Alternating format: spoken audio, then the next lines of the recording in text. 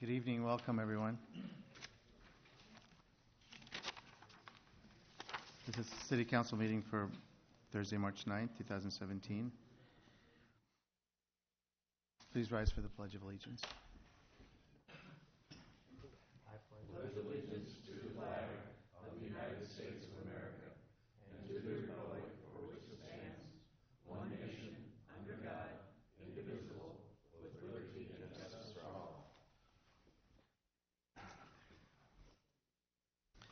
Thank you. Roll call, please. Mr. Draper? Here. Ms. Edsel? Present. Mr. Spinks? Present. Mayor Abelosley? Here. Mr. Brand? Here. Mr. Nicholson? Here. Ms. Pazur? Here. This time we have a regular moment of silence.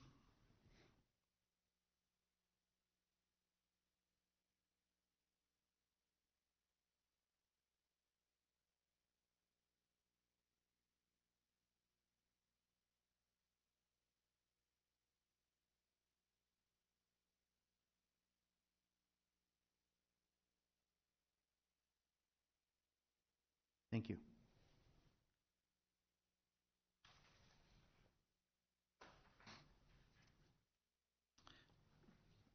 At this time, we have our citizen presentations or comments to the council, anything that's not on the agenda.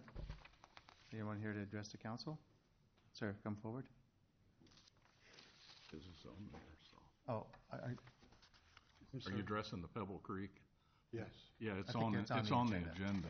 Oh, okay. Yeah, so you might wait. wait till, Shall I wait later then? if you don't mind. Okay, Yeah, thank you. Thanks. Anyone else here to address the council for any matters that are not on the agenda?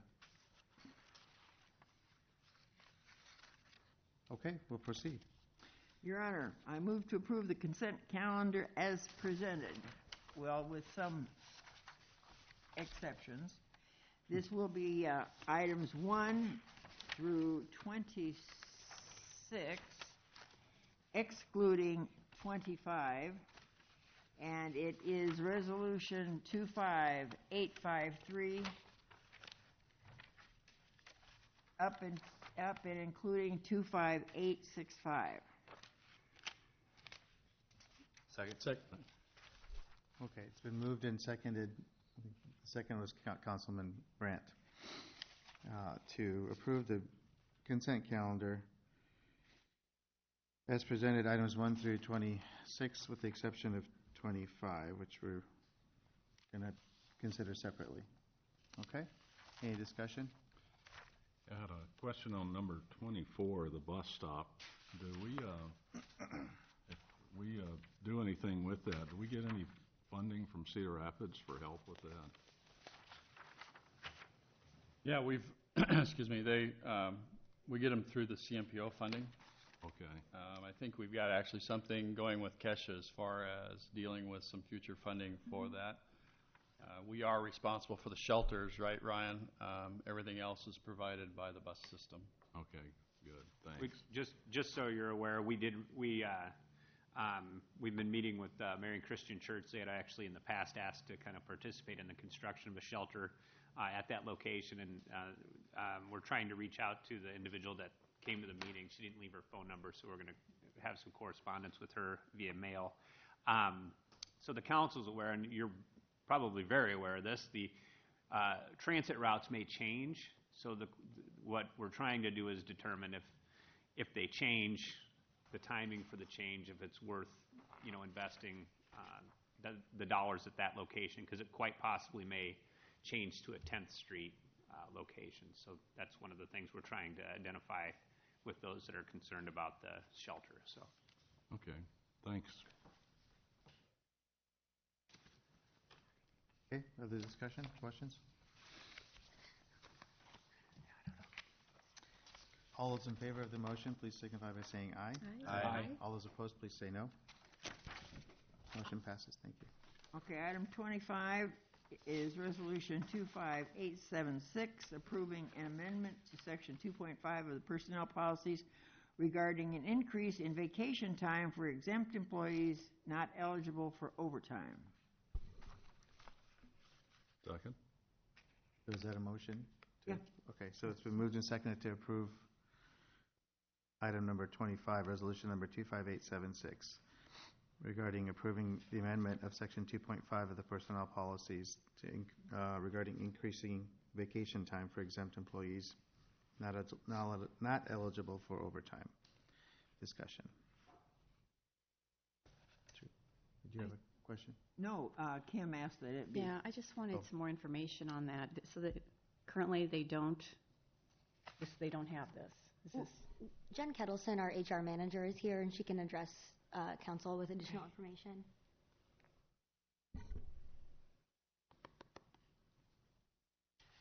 So currently, a lot of our policies are actually focused mostly on job titles, and as I'm going through and updating them, and a lot of our job descriptions, I'm trying to make them more consistent with more current policies. And this is very past practice to use. Right now, the only people that get increase, or not, the way it's worded is kind of funny. It's not just an increase in salary or in vacation. It's making it our policies and our benefits based around FLSA status. So instead of saying department heads get this benefit, it's more a job status. So we don't have to identify who's a department head, who's not. The biggest thing is when I was reviewing a lot of our job descriptions, you'll see an exempt employee, and as some people know, exempt employees, they do not get overtime.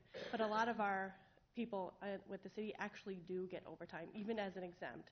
And so there's this gap of non-exempt employees who get overtime, and then there's exempt people who are getting, and then there's this middle ground of people who don't get overtime and don't accrue vacation at a higher rate. So we're just trying to clear that up and make it status really have to do with, again, job status and not job title, and fill in that gap where people are at a higher professional level.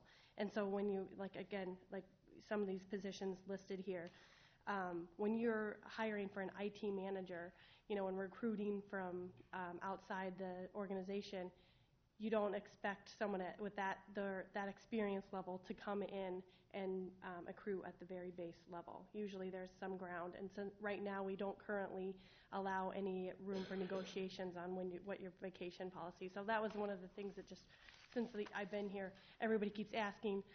I don't want to have to start at very base 2 weeks vacation. So that's where I'm just trying to update that. A lot of these positions actually right here are already to the next step up, or they've already maxed out on their vacation because they've been here for 20-some years. So the actual budget impact is not going to be very great at all right now.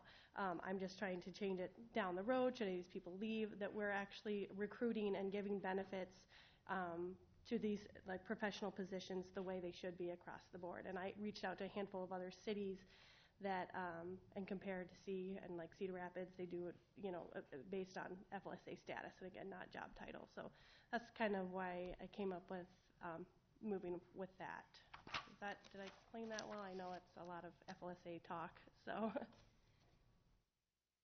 So currently, those employees that are identified, those positions that are rolled into that, they're right now in Part B of that currently? Yeah.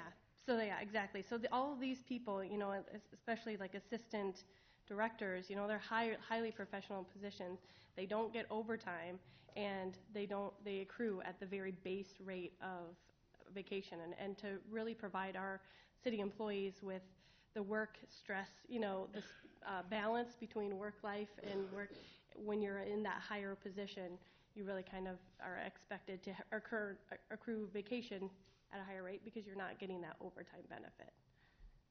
However, if they don't get paid overtime, but they do accrue comp time, correct? Yes, they do. Is this going to eliminate the ability to accrue comp time? I have not proposed that. I don't. Because somebody could get 5 weeks paid vacation and accumulate 5 weeks worth of comp time and not come to work. Yeah, I'm aware of that issue too, the comp time. I am taking baby steps and trying to correct some of this stuff, and as HR didn't want to come in and eliminate a bunch of things, but that is one thing that could be considered down the road. Again, I'm not Well, would it be possible perhaps to rewrite and sign new contracts that would include all this in it so that it is spelled out entirely word for word, syllable by syllable practically, so that a person would know who is getting comp time, is getting a straight salary, because salaried people, shoot, if you work 80 hours, that's part of the job. Mm-hmm. You know, and there's no comp time involved. It's like that's what your job calls for. Right, and exactly when there's not comp time, but then you also accrue vacation at a higher rate. So yeah, there's still lots to be discussed on that issue, but I'm just trying to make our job descriptions and policies not based on title. Does that make sense? Okay. Your Honor. Your Honor. Yes.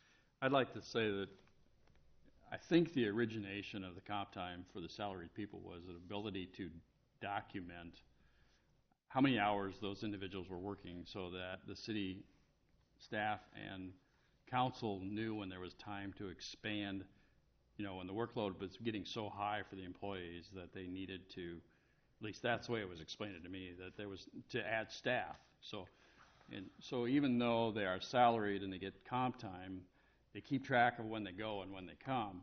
It's not really like true salary where you just come and go when you want to, when you need to. You work extra hours, but yeah, you can leave when you need to leave. It's really a documentation tool for us to figure out what our workloads are. Yeah, that's also the way it was described to me as well. So I think I guess my side of it when I go through was more specific to the job description and when we're hiring and wanting to recruit. I would say I don't know what everybody's numbers on the book, but there's a handful of people that don't necessarily always earn the comp time or don't necessarily get it, and so we still want to allow them to have the vacation time off. So. Is there a set time that they have to take the comp time by?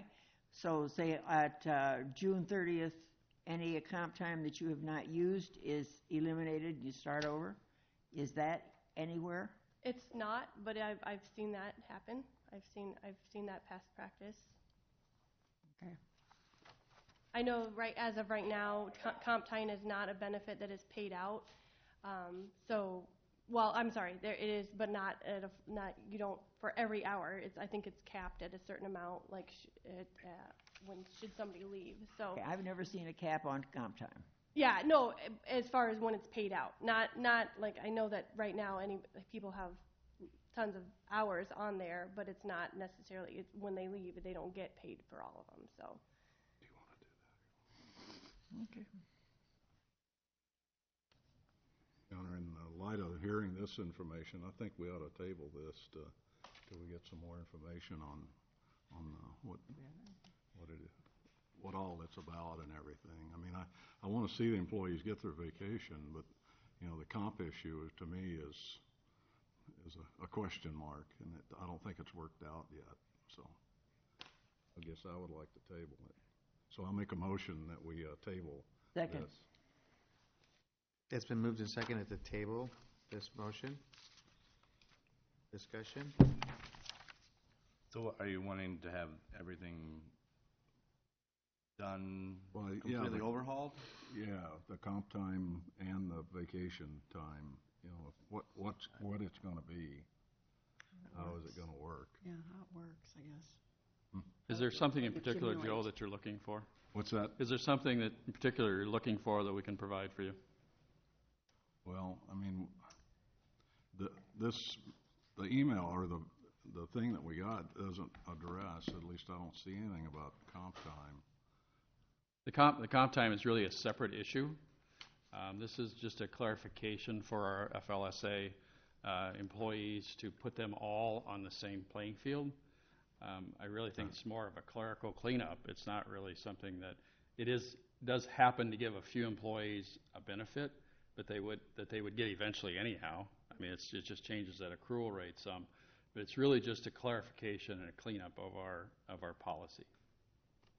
I do think that they are two separate things. I understand that you can see them as both being time off, but one is truly a benefit to the employees and to, again, recruiting tool, keeping things consistent as far as policies. A lot of the policies have been not the last time. I think some of these policies were as old as having them being on floppy disks. So I'm just trying to, as we go, change them. And again, like I said, not to say that comp isn't something that we are looking at, but I do think they are two completely different issues.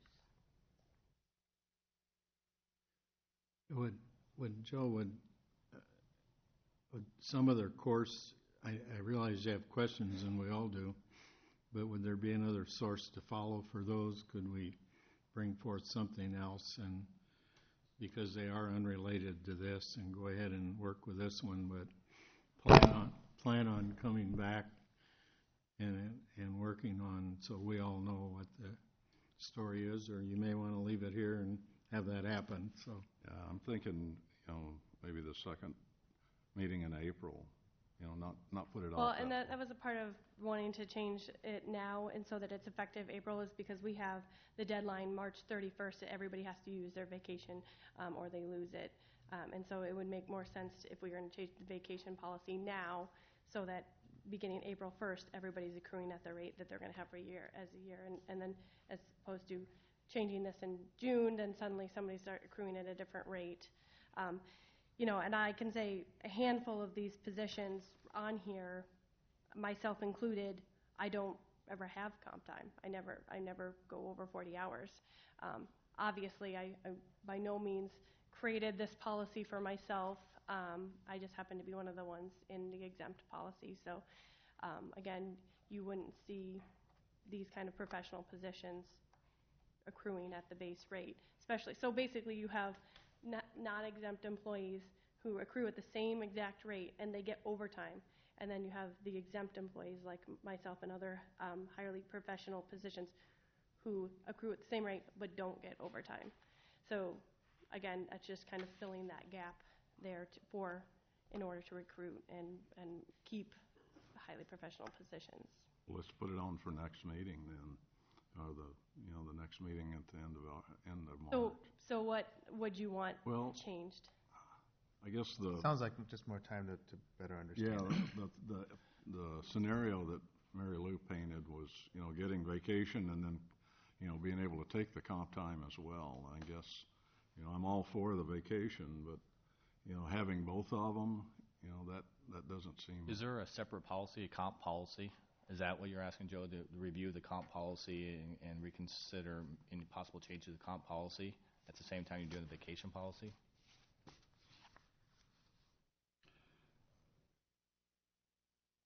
The comp policy, I'll say, is to start with, everybody that is exempt is a 1-to-1. It's not 1 to 1.5 or anything like that. It's nothing to do with overtime. Like I said, it's more of a documentation thing, because if I have a staff member that is a professional, that is assistant director or something, if he takes a half hour off to go to the doctor or something, he writes out a leave slip and documents that leave. The same thing as he does when he works a half hour extra in a day, he documents that. If you take away the comp, that's fine, but all that does is remove the documentation. As a salary personnel, he can come and go as, he works flex.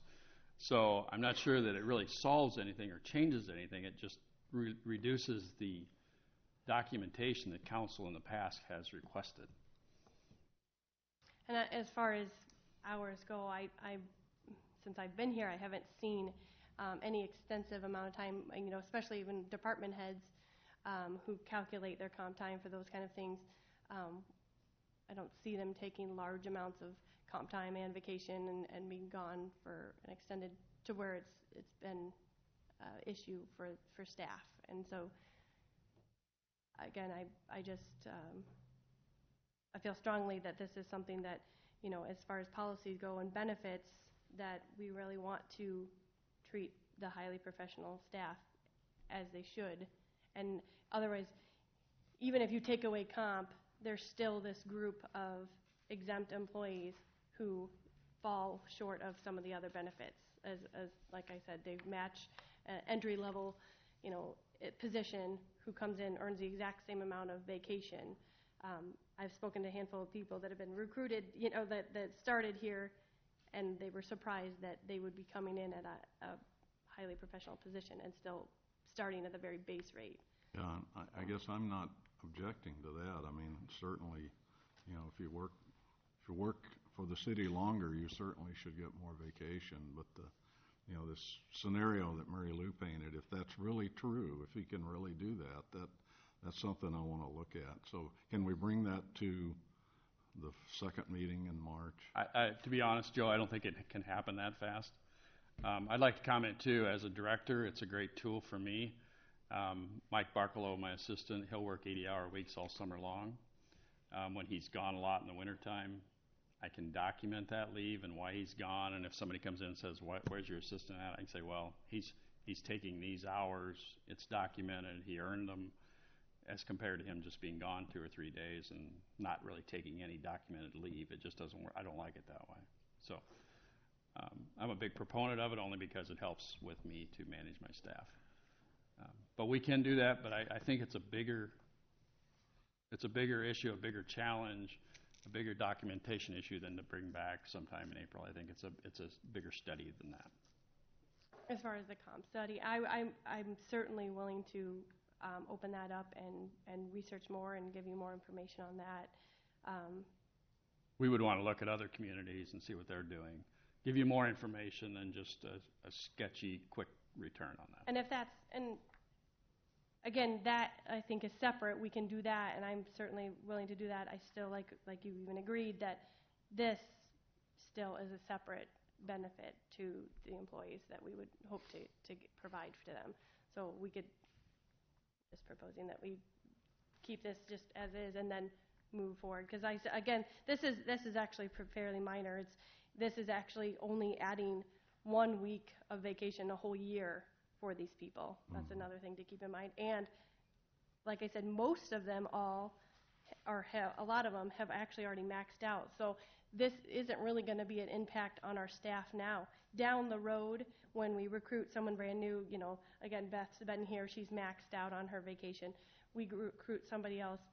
These are just things that we've corrected over time, and we don't have to correct it just one by one as each position goes by.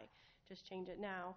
The amount of vacation that has actually been added to each person's book is at most 1 week, like I said, and it's just for a handful of people because some of the other people have already met the next 5-year step, so they're already accruing at that next step.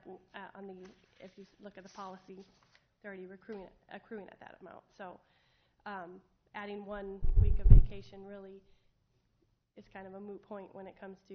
Again, I will certainly look at comp time. I'm okay with that.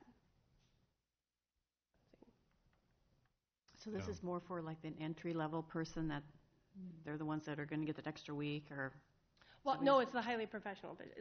I say highly professional. I mean, obviously, yeah, people that are not entry-level people. Like your assistant building director and people who have. Like when they first start. Yes, exactly. Giving them another week. That's the change, and because what I was seeing was people that were getting recruited, trying to come in and saying, well, I want to negotiate. I've just come from a place where I've worked 10, 15 years. I'm up to 4 weeks a week, and we're saying, no, you have to start at 2, same as every entry-level position we have here.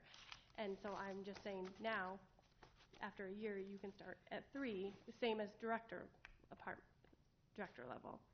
So again, it's the amount, whether we look at comp time at all, this isn't really changing too much. Now suddenly this assistant city engineer isn't going to be able to be off way more. At most it's a week, one per year. And I think we'll also manage as department heads that we will manage not to approve the extended period of time. I think that's more reasonable, saying you can't take a month off.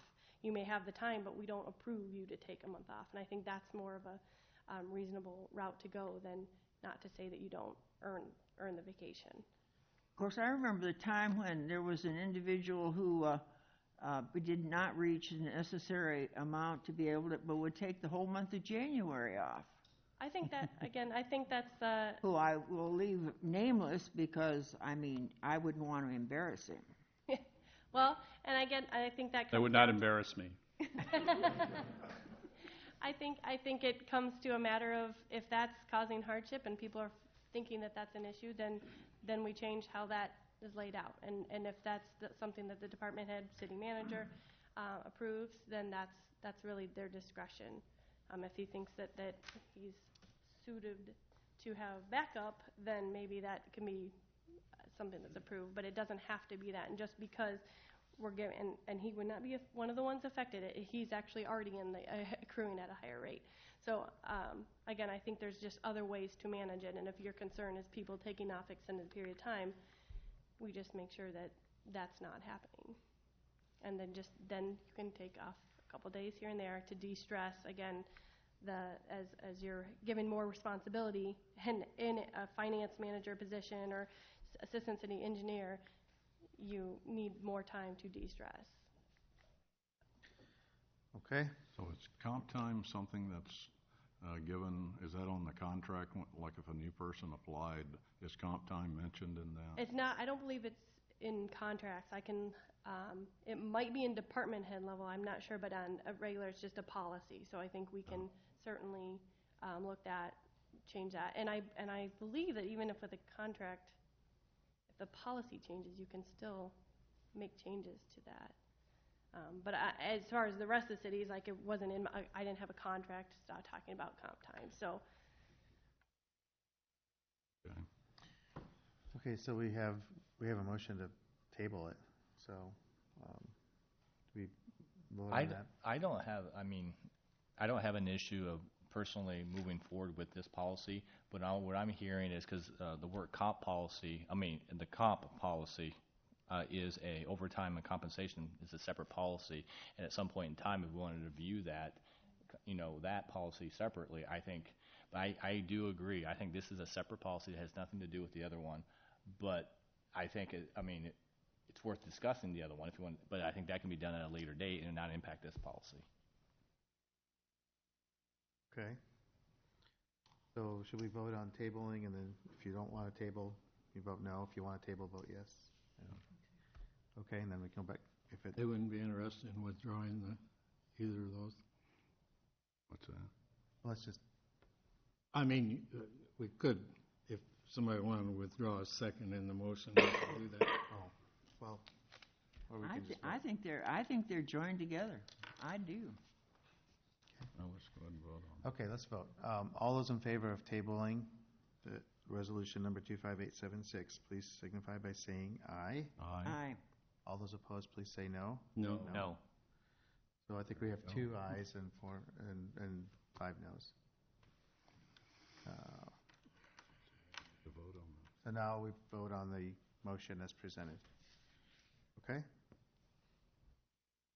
All those in favor of resolution number 25876, please signify by saying aye. Aye. All those opposed say no. No. We have 2 noes, and the motion passes. Thank you. And I will work on the comp policy. Thank you.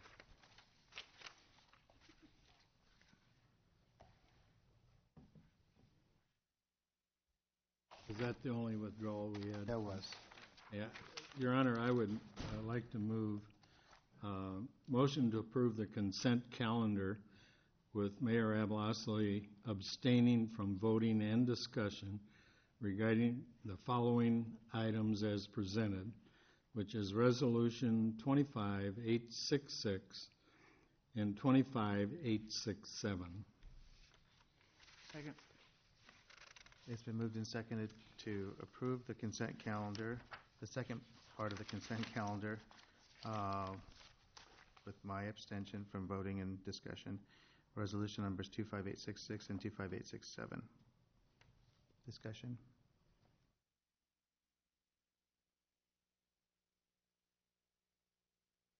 All those in favor of the motion, please signify by saying aye. Aye.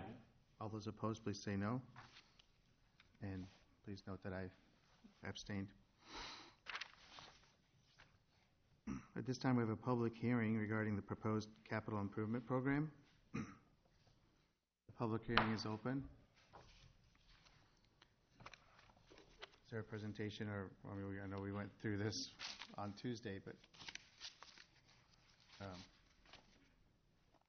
Just as an update, what you have in front of you is what you saw during the Tuesday work session. There are two packets. The proposed capital improvement program is what you're actually voting on today. Everything, every number that you see here, other than those that are red, is what you're approving.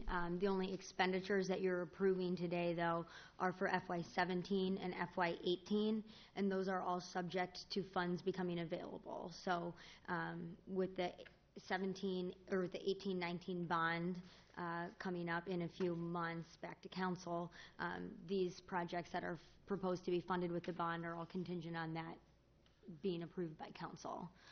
The second packet that you have are the unfunded capital needs. We will include those in the full CIP document once this is adopted for you, just as a reference, but these are not being included for funding at this time. Once this is approved by council, we will provide you with the greater packet with all the summary sheets and the additional graphs that you've requested at other times, just so that you have that full packet, and that will be available on the website. That does represent the changes they discussed on. Yes, it represents all changes discussed on Tuesday, where you moved the funding around from a few of the lost projects that are no longer being proposed as a need, reallocated to Albernet Road, and then also to just parks projects that will be determined by the priorities set by the park board.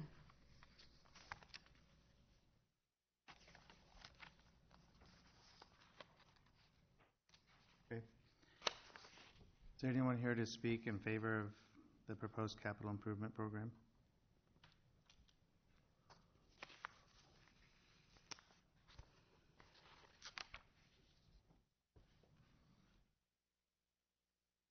Okay, anyone here to speak against the capital improvement program as proposed?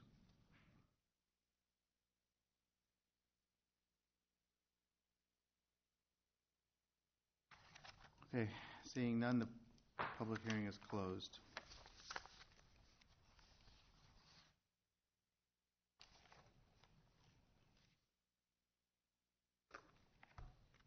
Okay, Okay.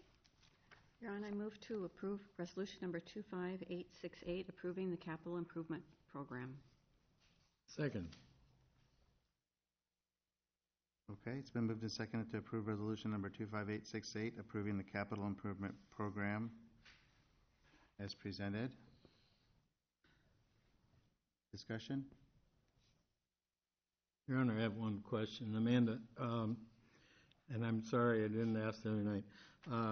Art in the Alley, I noticed on here at 840, 600. Is that the next block? I know that, there were a great amount of funding we got on the first block. Is that what that is? Or what is Nope, that? that's still the current block. All the funds have not yet been expended because some of the artists have not finished their installations. We're also holding their final payment for 6 months. So there are still funds yet to be expended there that are under contract already. That's kind of pass-through money. Yep. Yeah. Yep. Okay. Okay, other discussion? Yeah.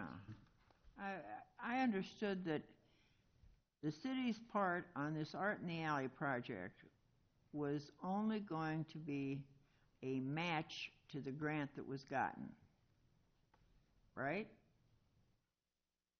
And the grant that was received was $350. And this is considerably more than $350,000. Yep. And I guess I kind of object to this. The city's match was $320. It was actually slightly less than the grant. This $840,000 figure represents the full cost. That includes all of the grant funds that were brought in and all of the donations that were raised from the community. So that is the full cost, which includes all revenue sources. So the city's portion was only $320,000. Well, then why is it down as $840,000? Because that was the total cost of the project. We received $350,000 in the Art Place America grant, In the grant, which is how added much was to received privately or whatever, or extra? approximately 175,000 in addition to that 350. 350 and 170, and then 340 is what the city did? 320. We did, however, agree to do, redo the alleyway, drainage, sewer lines, and lighting, and that, I'm sure, would be part of that. Yes. So, we did agree to do that, I remember that. Well, I just think that Oh, this it's is question, another one of yeah. these overrun type things that we're just supposed to pass on just arbitrarily, just what the heck? Yeah. Other discussion? The skate park, I thought we were going to push that 2 years, or is that, The skate park, we were going to leave as it's presented, and we were pushing the 29th Avenue 50th Street Park development back to 2022. okay. All right, thanks. Senior moment there. I don't like it. Any other discussion on this?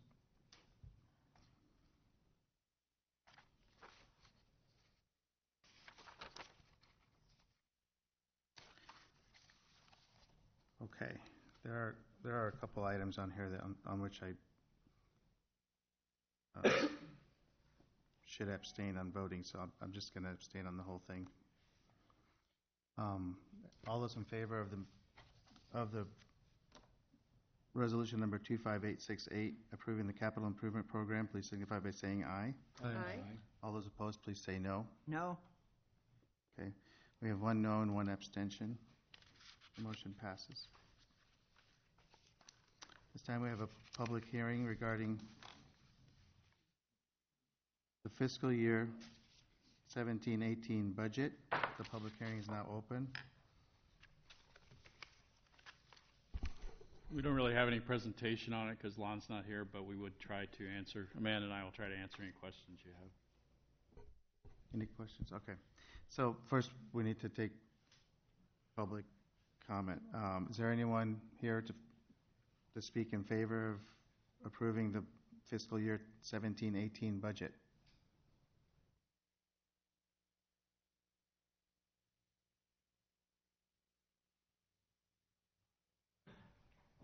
Sir, come forward, please, and state your name and address. And are we still using these? Okay, so when you're finished, if you can fill out the card. Thank you. My name is Conrad Ramsey. I live at 2835 26th Avenue in Marion, Iowa. Currently have Ramsey's Wine Bistro in the city. What I've observed when I'm here, which isn't often, and I was here on Tuesday listening to the discussions about the CIP, and very much I appreciate what you all do. And when a budget is put together for the betterment of our city that is built upon the basis of the residents that are here, we have increased our population in the last 10 to 15 years 3 times.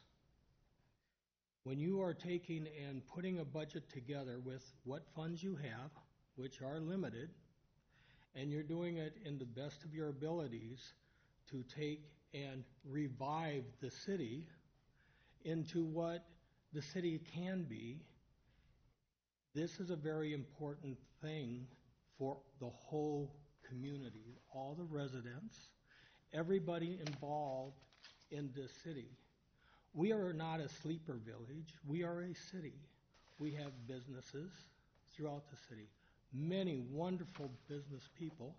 We currently have some people here that are investing large amounts of capital into the structures in the city. They're building businesses. And what your budget is doing is your budget is aimed at growing this city into being one of our destination cities, and there are some people don't want to be a destination city, they want to be a sleeper village. And that's fine. We'll try to keep the noise down and let them sleep. But for the majority of the community, we need these type of good discussions that you all have and all this good planning you have for the betterment of the majority of the population of Marion. And I want to say that I have all confidence and faith in what each and every one of you do and in what each and every city employee does. And I am proud to live in Marion. And I tell you what, I wasn't born in Marion, but this is where I will die because I am proud of Marion. Thank you. Thank you. Thank you. Anyone else to speak in favor of the proposed budget?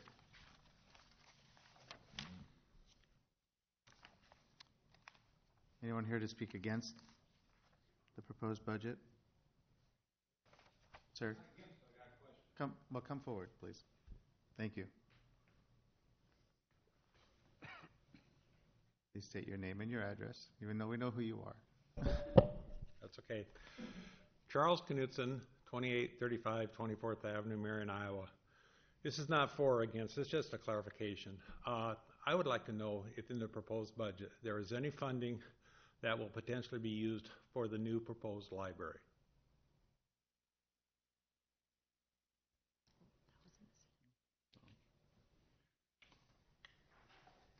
No. I mean, is there any Ellsworth, lost money that's... I don't think so. No. I mean, I can't definitively answer that, but I'm like 99% sure. I would say no. Of course, there may be staff time.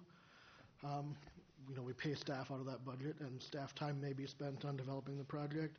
But as far as facility cost, I'm not asking about library. I'm talking about city money that's going to be used in some way transferred towards the library project. I would say only staff time. And that's the thought. They should be answering that, not the library board. I'd like to know if you guys know for sure that there's no money in here that will potentially be used for the proposed library. Yes or no? For the construction of it. For any reason. Not to my knowledge. Any funding in this proposed budget next year going to be used towards any of that library project? There are not funds in the current budget to be used for library construction or development, project development. I'm not saying current, I'm saying the new budget coming up. There may be, I don't know that anybody can promise whether there's reserve dollars that may at some point in time be paid for the... And my reason for asking, if there's reserve dollars in that budget that potentially can be used for that library, does that mean the city's not in the that current project? There's no reserve, there's nothing in the current budget. There's two different things we're talking about. We're talking about current budget or reserve dollars that may be used in a future budget. Okay, reserve dollars is not part of the budget? No. Okay. Thank you. Okay. Thanks, Charlie.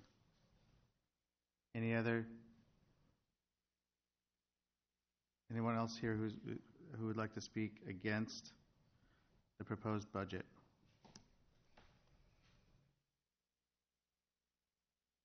Okay, the public hearing is closed. Yes, Your Honor, this is a resolution. I move to pass resolution number 25869 approving the FY17-18 budget. Second. It has been moved and seconded to approve resolution number 25869 approving the fiscal year 2017-18 budget. Discussion? Yes, Your Honor. Yes, What ma'am. is the current tax rate right now? 13.92. Wait a minute. For right now, not Current. That is I being... think it's 1392. No, I think it's- You're talking about residential? Yes. 1382, 107. 82, sorry. And what is it proposed to go to? 1398943. Commercial, of course, is different. Well, actually, it is the same. They're all the same, but it would affect them differently. And that's per thousand. Pardon? And that's per thousand? Yes, Assessed valuation. per thousand, yes. What was the last figure, Dan? I'm sorry. 13,989,403. 98943. Thank you. That's a 3.61% increase. That does take into account when it hits when the actual tax hit that, it takes into account rollback and et cetera. So there is within your memo summary of how that affects a $100,000 home. If you want to see that somewhere, I'll have to figure out what page that is, but. It's under section D of the transmittal letter. So a $100,000 home, a home valued at $100,000, would have a city tax payable of $796.54.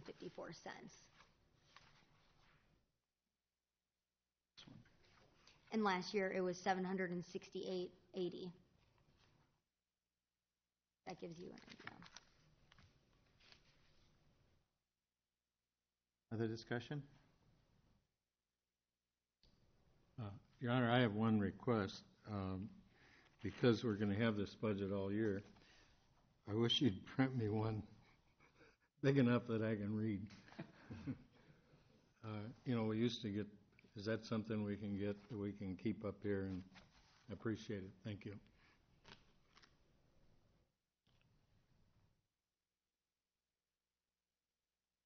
Okay, other discussion?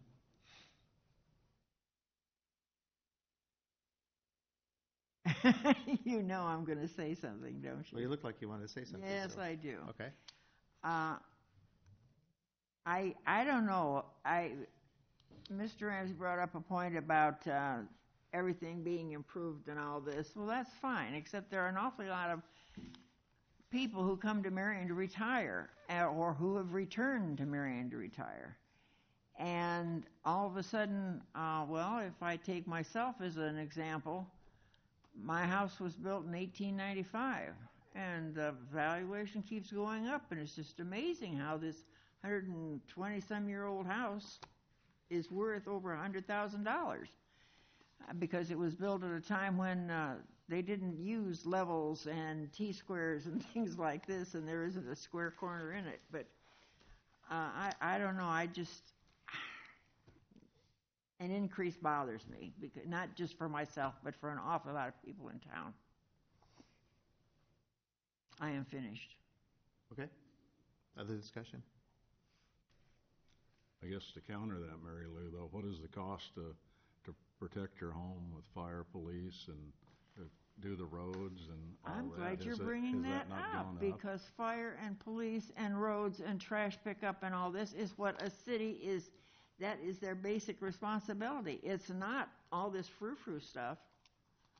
If you want frou-frou stuff, then you find people to pay for it.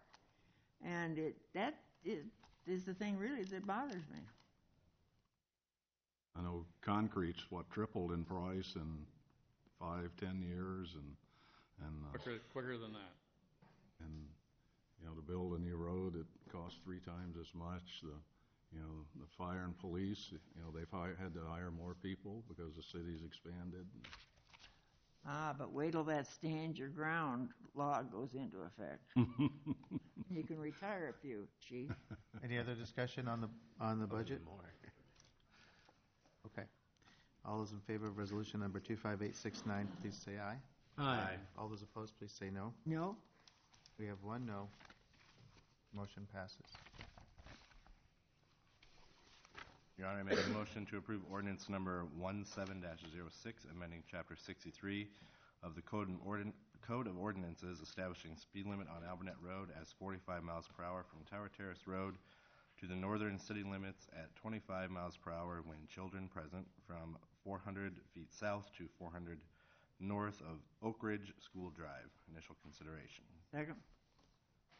It's been moved and seconded to approve ordinance number 17-06, amending Chapter 63 of the Code of Ordinances, establishing a speed limit on Albernet Road as 45 miles per hour from Tower Terrace Road to the northern city limits, and 25 miles per hour when children are present.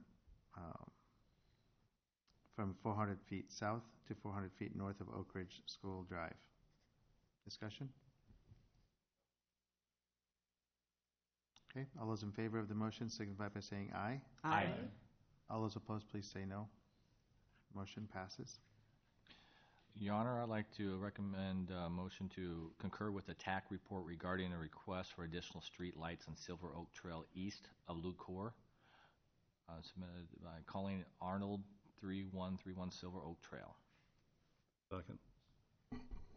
It's been moved and seconded to concur with the TAC report regarding a request for additional street lights on Silver Oak Trail east of Lucor Road.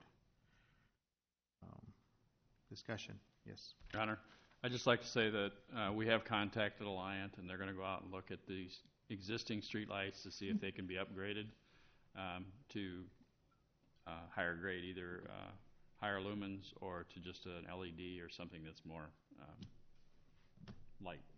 So. Okay. I'm not sure if there's anybody here to speak on this subject, though. Anyone from the neighborhood here? Okay. They have been notified. Okay. Any further discussion? Thanks for looking into that, Dan. All those in favor of the motion signify by saying aye. Aye. All those opposed, please say no. Motion passes. Your Honor, I move to concur with the staff report regarding watershed erosion and drainage area from a list of individuals from that area, which I will not read through.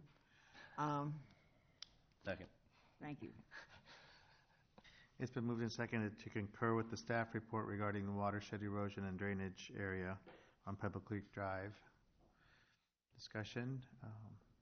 I understand there's somebody here from the neighborhood to speak, so yes, please. Now's the time. You got the right sweatshirt on, bud.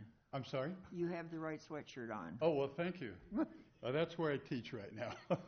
You would please state your name and address, and when you're finished, fill out the card for us. Yeah, I have one of those. Thank you. Thanks. Philip Legate, 2695 Pebble Creek Drive.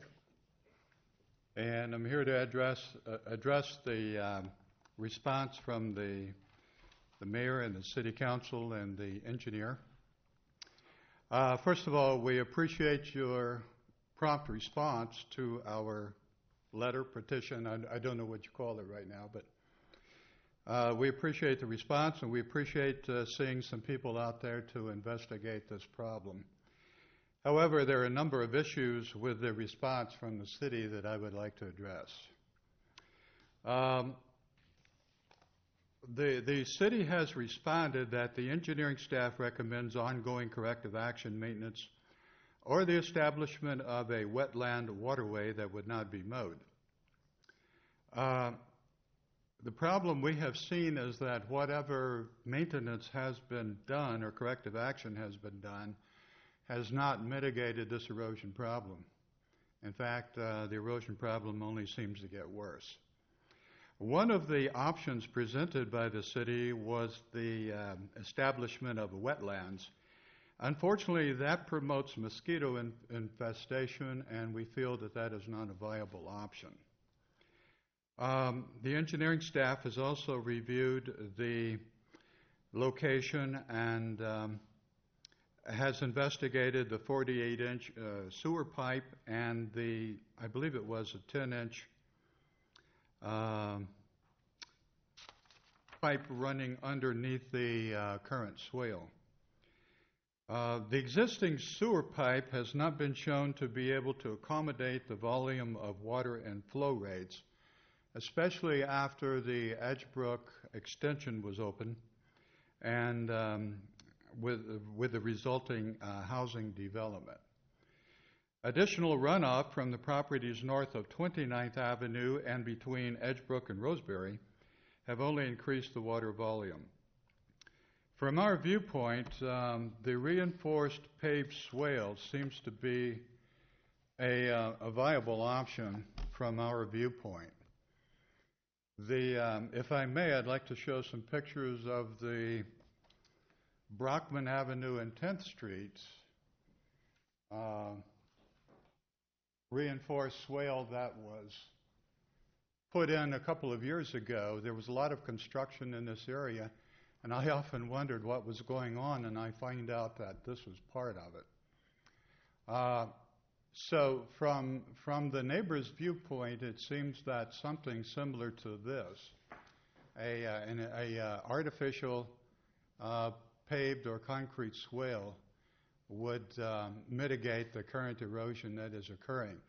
Now, true, this swale here, this runoff, is much smaller volume than what we're seeing behind our properties on Pebble Creek Drive. And I have another view taken from another angle. This was left side, or to the other side of the 48-inch pipe that runs down through here. Also, please notice on the left side here, you'll see former erosion.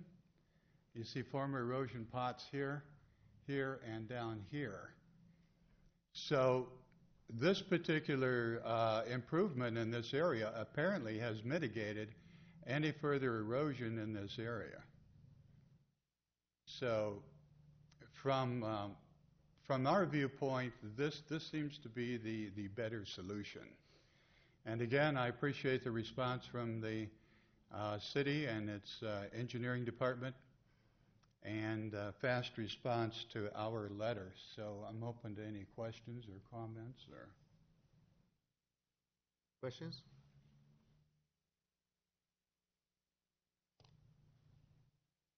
So this is what you'd like to see? This type of... Yes, I think this would be. I'm not a civil engineer. I'm just a lowly physicist, but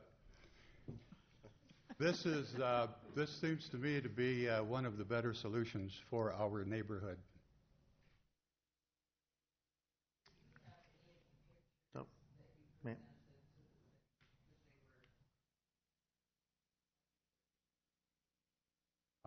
Our areas? Yeah, the city has pictures of them. I don't have them with me tonight. I believe they're out in the car. That's okay. Okay. Your pictures are excellent. Okay, thank you. They were actually my neighbor's Sir, pictures. if you're addressing the council, please. To address the lady back here, she was asking about the pictures, and the pictures that I brought the last time and were distributed to the council. Yeah. We saw the pictures. You have them. They were actually my neighbor's pictures, but these are mine. Thank you. I have a question, Your Honor. May I ask it now? Or do you Go want- ahead. Ryan, you'd said something about trying to open up. There's a sewer pipe or something there. There's a 10-inch what we call low-flow pipe under the swale that's buried under the swale. So the first thing we want to do is check to make sure that's not plugged. Oftentimes what happens, there's sediment that gets in there. It gets plugged. When it gets plugged, that's what causes the erosion problems. All right? So what that does, that's designed so when you get a low flow, that'll filter out a lot of the water that's on the surface. So that's the first step we want to find out to see if the infrastructure is working properly. So what we have is going to be ongoing, is what I'm suggesting. Correct. And that low flow pipe is going the entire distance of the swale.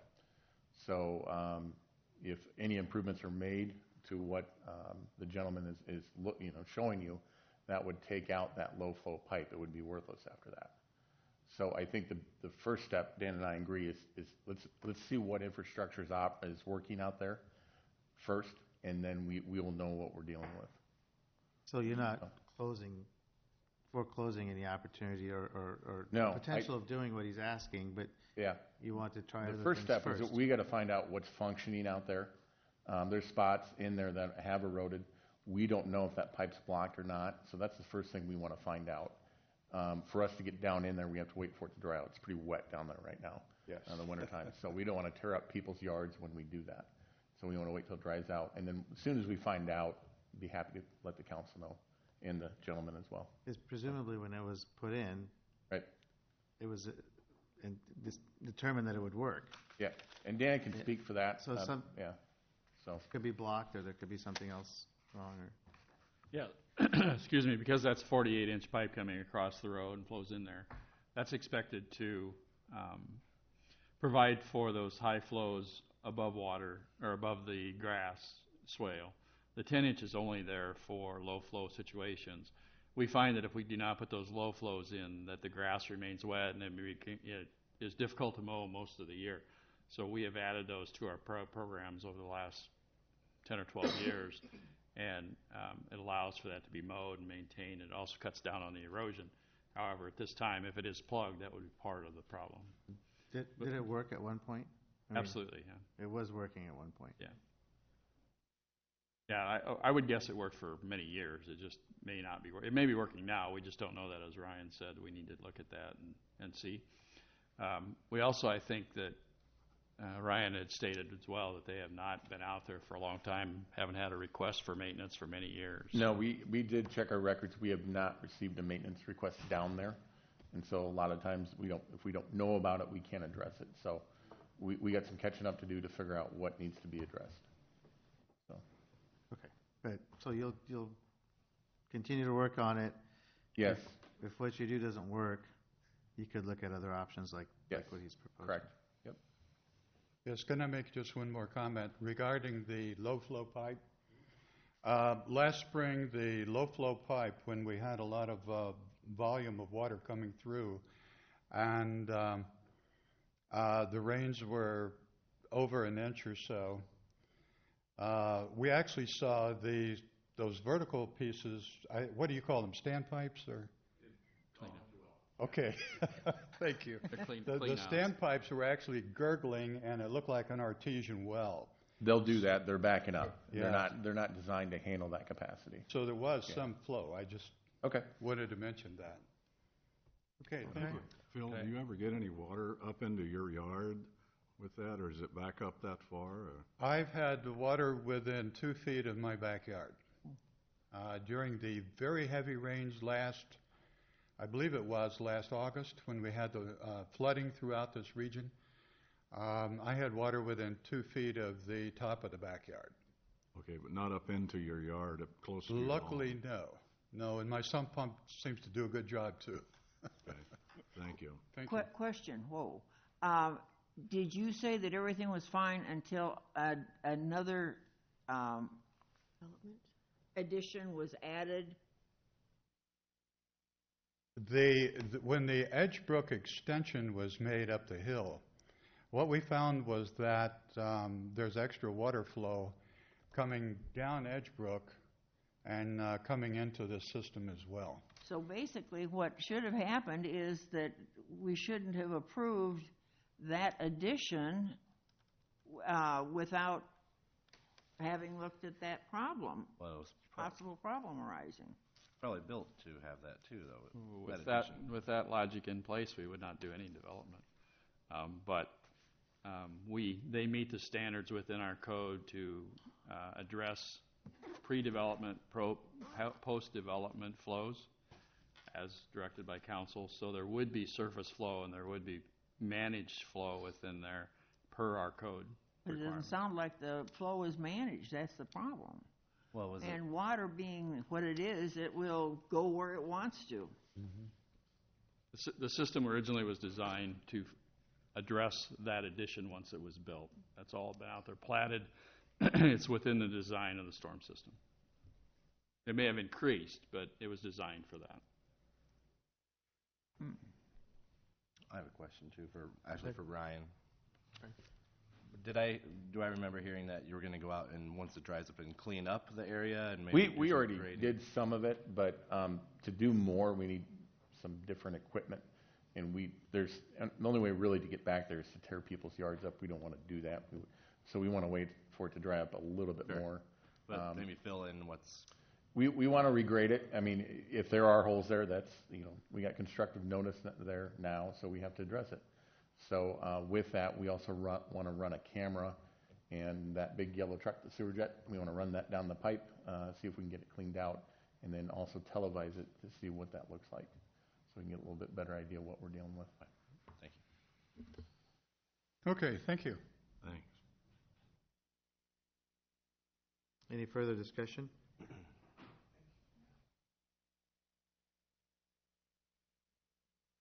All those in favor Wait a of minute, the you got motion? Oh, yes. Oh, one more, oh, sorry.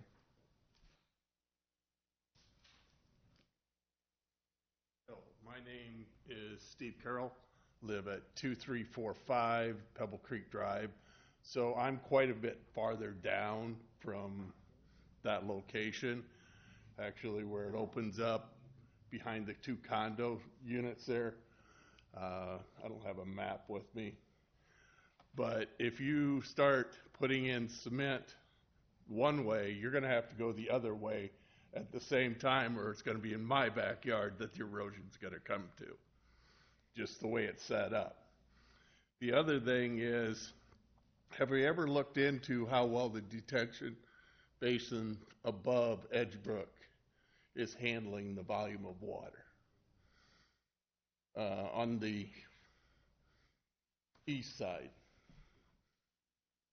I can't say that we've actually looked at the capacities or anything, or whether there's been a lot of change. A couple of those up there are private, so I'm trying to think in my mind which one is which up there. But we can, however, that capacity is restricted by the storm sewer downstream from there, so I'm not sure that. Well, they're not made to hold water. They're only supposed to detain water. Right. So, yeah. So it is something we can look at. For the volume that comes down there, and I think we've had probably 4 or 5 events last year, maybe a little bit more than that, but not that many. But the amount of that water that would come down, if you can slow that coming out of that upper stage, may reduce that amount of erosion down below. So it may be something to look into. But when you start talking planting grass down there that we're not going to maintain, that's one reason why we bought our lot a couple years ago, because of the way it was maintained and looked, that whole area. And to put in a cement culvert all the way down through there, like I said, you're not just affecting that point, you're affecting other flows into that. And to put in a 48-inch tube that would go all the way down through there is probably very cost prohibitive. As far as the 10-inch pipe, that's working great at our location, because the overflow happens, and within 2 hours all the water has went out of that area, so it's not standing water. So down that far it seems to be working well. And so those are the comments I had. Thank you. Thank you.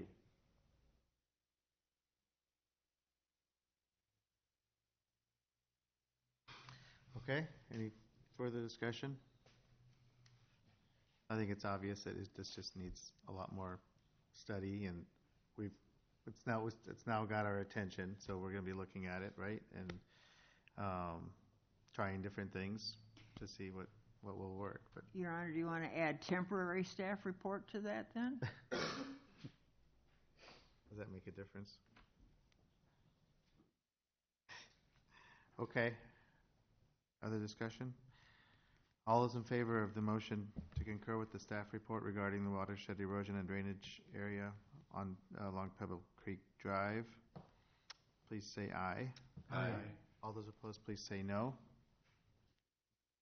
I hope the neighborhood at least has some comfort that we're paying attention to it, and we'll continue to work on it, and we'll keep you advised, okay? Thank you. Thank you. Your Honor, pardon me, I'm moving approval of ordinance number 1704, amending the Marion Code of Ordinances to rezone property located east of Highway 13 and north of Highway 151, address being 5801 Hennessy Parkway in Marion, Lynn County, Iowa, from C3 General Commercial to PDS Planned Development Special, Water Rock LLC. This is the final consideration. Second. Your Honor. Yes, sir. If I could ask, the developers requested that the final consideration be tabled to the next meeting. Okay. So, I'm going to make make a motion to table it? So I withdraw my second. We can just withdraw the motion? No, No? Okay. it dies of a second. Oh. Okay, so, Your Honor, I moved per request of the developer that this ordinance be tabled at this time. And second. so it's been moved and seconded to table. You withdrew your second and then, I withdrew my second, and then I but then moved we to have no table. motion, so I don't think we need to do anything. Withdraw your second. Correct? I'm sorry, no, well, as, Withdrew your second, then the motion dies because unless he for didn't lack of have a to second. withdraw, it just died for lack of a second. Right, so then we don't need to Dies of a table. second, so. I think there The was motion there's no died. more motion. I would like to know, however, why, Tom, we've gone through this before, why would they ask on the third consideration? At this point, I think they're wanting to hold some of it up for final consideration until there's been further discussion with the request for TIF assistance. The fear is, I'm going to summarize what they're saying, but the fear on their behalf is if they rezone it to this consistent with everything that's moved forward and the TIF assistance is not provided, that they don't want to tie the zoning up to this unless the TIF is provided.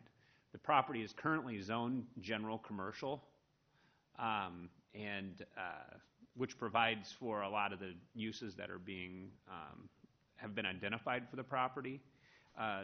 What they've done within this ordinance, they've kind of reincorporated higher development standards in their proposal. So they just don't want to go through and have them enacted and not know if there's going to be assistance provided on behalf of the city for TIF. If you recall, we had a presentation at the last meeting and staff was directed to negotiate the TIF development agreement, and we're intending to bring that forward at a later date. So I think at this point they're just wanting to hold off on that. So this item is just removed from the agenda. Okay, at this time we have a public hearing regarding amending Chapter 3, Section 3.02.14 of the Marion Code of Ordinances related to precinct boundary descriptions pertaining to MR 14. The public hearing is open. Yes, Your Honor. I would ask that during the public hearing, or that we would close the public hearing unless someone wants to speak. But I'd just point out that in review of the legal notice, the date was incorrect in the notice as published. So what we need to do is close the public hearing, and then we'll have to hold off taking action on it. Yeah, renotice the hearing, hold another public hearing, and it'll also affect number 3, which is the ordinance associated with this public hearing. So with that being said, ordinance 1707 should probably not be read or removed from the agenda. Okay, since we've opened a public hearing, is there anybody here to speak on this subject?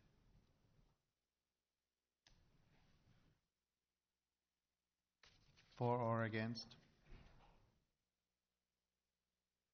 Okay, the public hearing is closed, and we'll hold off taking action on it. We'll be having another public hearing? Yes, we'll ask to set the date of the public hearing at the next city council meeting. Just so the council is aware, there is no reason for expediency on this. It's just related to the boundaries for precinct and ward voting associated with the recent annexation. So there is no reason. Just adding the annexed adding the property new to the ground. precinct? Correct. Yep. So. Anyway. Okay. We're clear on that? Okay. Your Honor, I make a motion to approve resolution number 25870, authorizing the mayor to execute sale agreement with KTRO regarding the former Fiberite property. Second.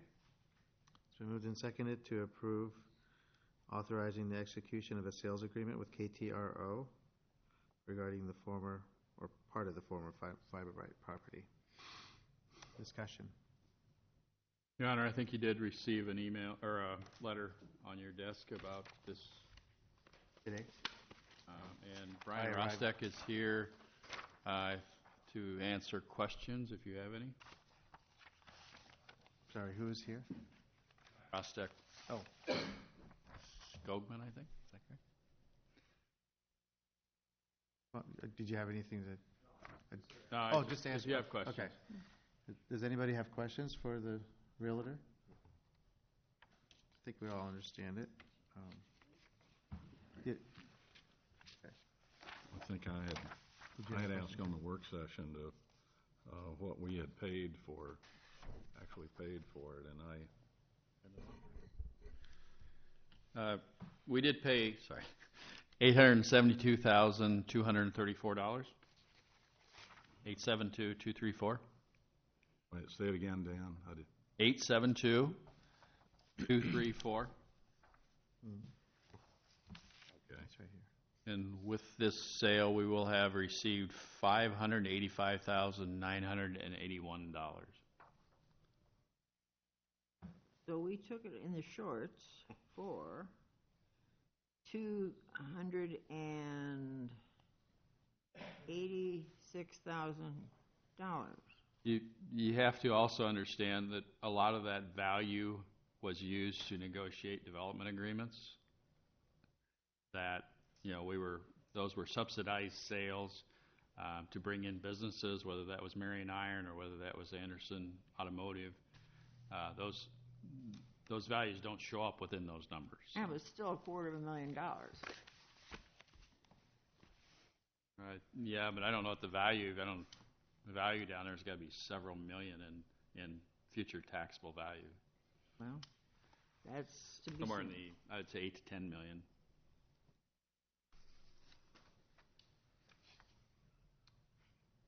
Other questions?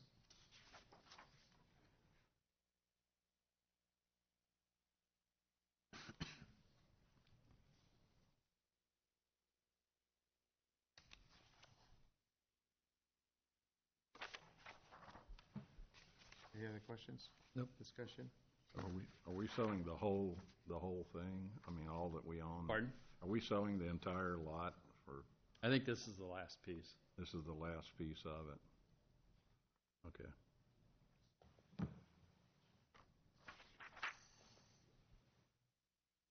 there anything in the contract about the use of the property?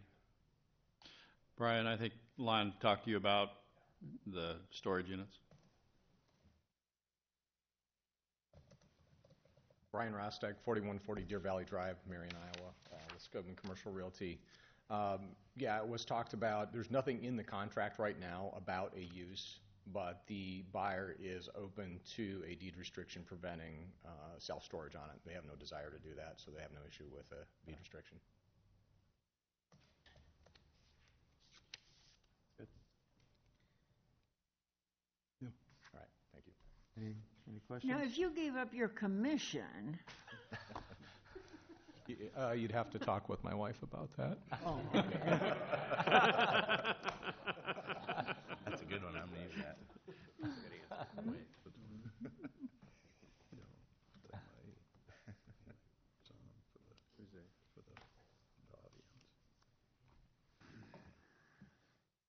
Because it's going to come up again on there. Any other questions or discussion? I guess I just want more explanation on that difference in the value. I mean, this is the first time we've seen all the totals added up like this. Is there I think with Anderson, we gave up a lot because of the Yeah, if we could add some context, the Anderson purchase had a lot to do with that. When he purchased the property, the original purchase price and the value was based on him being able to put up a property or building per a bid that he had. It was found that there was a deed restriction on that property that it had to be a steel structure. It increased his cost greatly, and so the city compensated for that because the deal wasn't really the deal that was made. And that's the difference? I don't know that that's a whole difference. It's a good part of the difference. If you look at the cost per acre,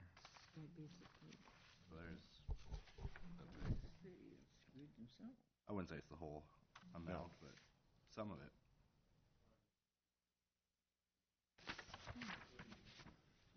closing date set, or? Yeah, there's contingency periods, closing date set, and I know they would like to get started with the project. They're looking at what they're going to do now is commercial condos and probably more of an incubator feel to it, so that bringing the businesses that need a more of a industrial base, but also a retail presence, which we really don't have much of that right now. Most of the contractor condos we have are just, a place to store equipment and, for employees to gather. So you're looking at a business to go into that would generate tax or, commercial property tax type thing, Absolutely. not just a parking lot or. Yeah, that's the buyer's goal right there, is to develop that type of incubator project. Right. So, the way to look at it is future taxes into the city will offset that. And I'm sure Lon could probably give a report on that, but I'm like 99% sure that it was based on incentives and then the losses with Anderson. Yeah. So. Well, I know that steel building cost him. Oh, it is. Cost him more. Yeah, he wasn't expecting when he was building.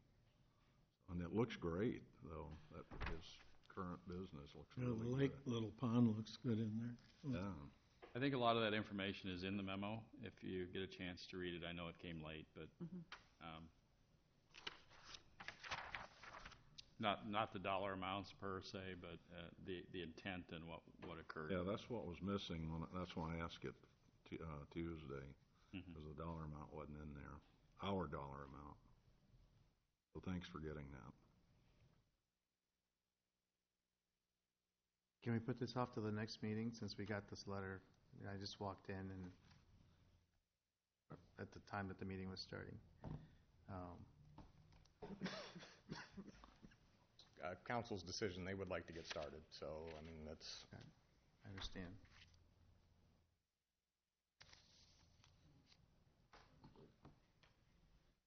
Guess I'm okay with it. Okay. But, Yeah, I'd like to see us out of the land ownership. It's okay. Now you're going to make a motion. All right, any other discussion? All those in favor of resolution number 25870 signify by saying aye. Aye. Aye. All those opposed say no. I'm a no.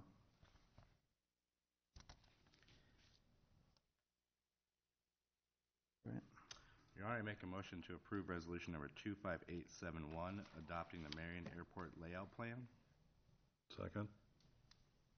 Okay, it's been moved and seconded to adopt resolution number 25871, adopting the Marion Airport layout plan. I will not be participating in discussion or voting on this. Discussion? Your Honor, I am still questioning a lot of the financials on this, and I am not ready to vote positively on this, so just giving you fair warning. Other discussion? I was thinking the same as Councilman Desorb, but it was explained to me that there is an application being used trying to get some funding, and that's due April 1st, I believe I heard. And Early April, yes. Pardon me? Early April, yes. Early April, and we're not funding the airport layout plan, we're approving it, and I think I will be voting on it, where before I was thinking like Councilman Bazur, I think. But I think the opportunity to get some money is great, and we need to, in my opinion, do this in a timely manner so we can go for that money.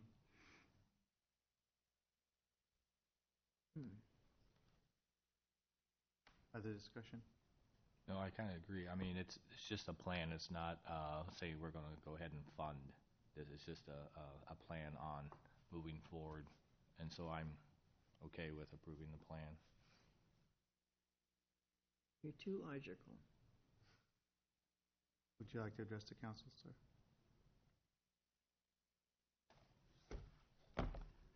My name is Bill McCartan, 2007 First Avenue Southeast in Cedar Rapids. I'm an attorney with Bradley and Riley PC, and I'm here tonight on behalf of our client, who's Atlas Limited Partnership.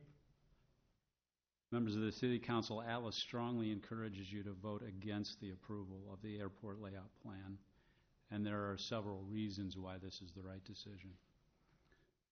First, and to the question of whether this is really a significant act, I think we feel strongly that it is, in fact, consequential. I think it's too easy to say this is just a plan, we're not adopting zoning, we're not doing anything that's binding, but in fact, this is going to have the effect of paralyzing development in the entire area, all around the airport perimeter.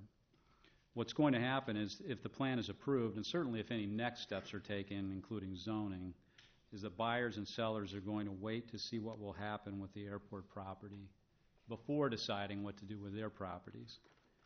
So ask yourself, will a builder start a senior living or a multifamily residential project, not certain whether the airport is going forward, but knowing that the plan is in place and that the plan contemplates very significant changes in the area? And we know that the zoning is coming next. The zoning is coming very close on the heels of this action.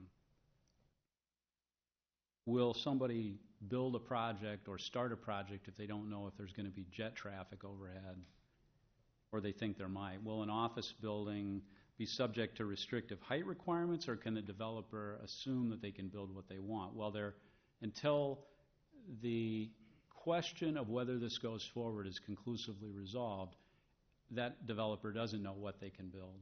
They don't know if they're subject to airport height requirements. Will they just wait a few years, see if the project fails, and then make their decision? Will they even bother to build anything given the onerous density limitations that happen once you put in place airport zoning? So as soon as we adopt the airport layout plan, developers assume that the next step is airport zoning. What goes along with that is very onerous density limitations that completely distort the market with respect to development. Until property owners know the answers to those questions, they're not going to do anything. And so while this has been sold as a pro-development project, it's actually going to have exactly the opposite effect. The biggest reason that it will have the opposite effect is because the plan simply cannot ever come to reality. It is not realistic for several reasons. The first is that the cost estimates are far too low. The biggest reason for that is that the city is going to have to acquire far, far more land than it contemplates. There's a doctrine called reverse condemnation, and when the city imposes airport zoning and severely limits the use of ground all around the airport, it is subject to broad reverse condemnation claims demanding that the city purchase land that it wasn't contemplating buying. It's not realistic to think that you can have an airport with a north-south runway and an east-west runway and buy only 12 o'clock, 6 o'clock, 3 o'clock, and 9 o'clock. You have to buy the whole pie. If you look at any airport that's been built recently, you'll see that land acquisition has to take place. And so the notion that you can simply buy runway space and apron space is just not realistic. On the construction side, most of what's going to happen in this plan happens in the years 7 to 15. And so the construction estimates change radically over that period of time. Secondly, the project is not going to be eligible for federal funding, and it will not receive state funding. To receive federal funding for an airport, a project has to become a part of the National Plan of Integrated Airport Systems. This is referred to as the NIPIAS. For a long list of reasons, the Marion Airport will never be added to the NIPIAS, and I hope that has been made clear by staff to the council. It will never happen. The state DOT has also made clear that it will not fund any runway expansion or improvements at the Marion Airport. Iowa already has more airports than it can afford, and DOT will not be willing to fund development of yet another airport that requires maintenance and also reduces the financial viability of surrounding airports. When you spread the same number of based planes over more airports, all airports suffer. Third, the plan ignores technical concerns. It's critical to note that city staff is pushing the council to approve this airport layout plan, even though it has not been approved by Iowa DOT. The plan has not been approved. And everything we've been able to learn from DOT's public statements and a FOIA request suggests that it will not be approved. There will be an extensive set of comments that come back to the city from DOT relating to the plan. It's additionally the case that the Eastern Iowa Airport wrote on Tuesday to the FAA and the Iowa DOT objecting to the expansion of the airport and the airport layout plan because of the harm it will do to every person who travels out of the Eastern Iowa Airport on for commercial purposes. They also communicated an extensive and detailed technical critique of the airport layout plan, which clearly cannot have been taken into account by the council as it considers voting 2 days later. It should be very troubling to the council that the staff is pressing for a vote on this without addressing any of those matters. Fourth, there has been no environmental impact analysis at even a preliminary level of the plan. The ALP contains no budgeted amounts for wetlands remediation, and yet there's a significant pond that currently sits directly at the west end of the planned east-west runway. That pond will have to be moved. To move a pond, you have to build another one somewhere else, and you have to acquire land to do that and build the pond. There is also another detention pond under construction in the vicinity of the airport, and that pond, too, would have to be relocated in order to follow through on the airport layout plan. None of this takes into account the fact that the city has entered into a transaction with the airport developer that is unbelievably one-sided and favorable to the developer. In that transaction, the developer bought the old Marion Airport in its entirety on June 1, 2015 for $1.3 million. The very same day, Luxair immediately turned around and sold about half the acreage to the city, including the runway, for $1.6 million, turning an immediate profit of over $300,000. Not only did Luxair obtain that $300,000 plus cash profit, but the deal also left Luxair with half the land that it bought, 26 acres of ground, at no cost. Based on a very conservative price of $26,000 an acre, which is about what Luxair paid on average, that land had a value of more than $600,000. And then finally, the city then leased back to the developer rent-free for 10 years with another option on the part of the developer for another 5 years, so a total of 15 years, the land for which it had just paid the developer $1.6 million.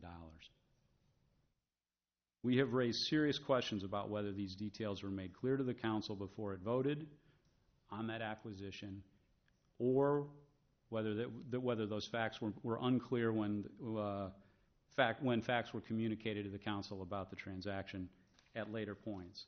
The details of the transaction should be shocking to any Marion taxpayer. They were certainly shocking to our client when we pieced this together. In sum, the approval of the ALP by the council would be a serious mistake, and we strongly encourage a vote against the ALP. Thank you.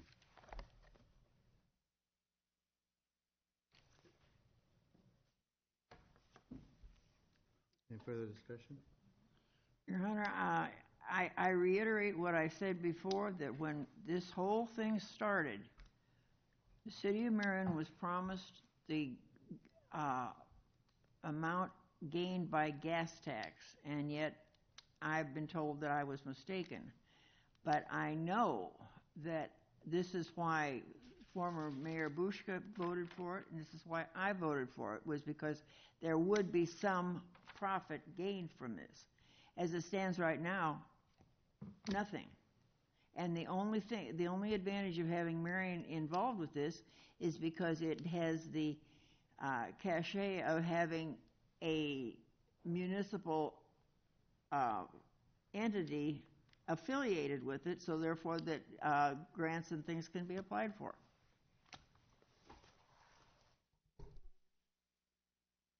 Other discussion? I guess I would like to address the comment he made about the money. I'm sure you heard many times in this chamber, when the city has to go and buy property, we have to pay for it on the assessed value. You know, a person buys a house for $50,000 and then it gets appraised for $80,000. That's what the city has to pay for it. And I believe that's the same situation that's here, is that the city could not pay for what the developer bought the money for, bought the property for. It had to be on the appraised value of the property. And so I think that's a debunked item that you gave to us. Also, I think that the client that this guy represents is someone that's not favorable for this development because it's intruding on part of his land. And, I think that's why he's against it. And, I've seen, if you've been out to the airport and seen some of the new development that the city hasn't had to pay for, there's probably at least $1 million worth of new buildings out there that are built that we didn't have to do, the city did not have to do. And that was all part of the, I won't say it was a part of a deal, but it was part of Luxair wanting this development to occur. And Luxair is certainly an organization that has looked at a lot of this, the federal, the DOT and the state regulations for doing this. So I think that, I think that's a scare tactic on this developer's plan that is trying to undermine this development for the city. I see this as a very good development for the city, and that, a lot of the commercial businesses are sorely needing a way to get in and out of Marion and not have to go pay an exorbitant fee to land at Cedar Rapids. And, fuel prices twice as much out there as what's offered here in Marion. And I think if this Marion Airport gets going, we're going to see a lot of traffic in and out of this. And so, yeah, if the Cedar Rapids people objected, I would too, because that's going to pull away airplanes landing out there. That's exactly what it's going to do. And so, I would object if somebody's cutting into my business. So anyway, let's see, did I miss one? As far as paralyzing development, all I've ever seen of a development in a city, when an airport expands or moves into an area, all I've ever seen there is development. I mean, if you look at, I take like John Wayne Airport out in California. It used to be a little bitty teeny runway. The jets had to come off the runway and go out over the ocean before they could turn and make a lot of noise to climb. And they've expanded the runway. The airport's expanded, and I debunk that as well. I think that things that happen around an airport are an expansion magnet. So I don't think that's true, what was presented here. So anyway, that's my 2 cents.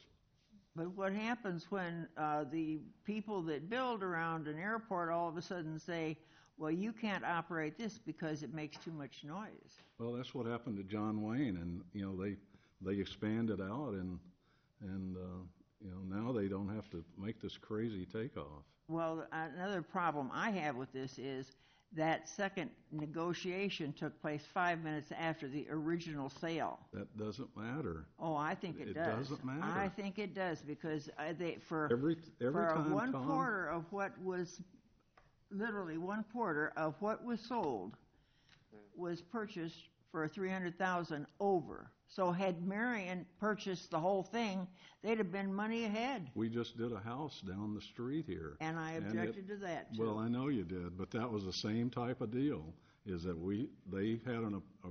they bought it for a fairly decent price.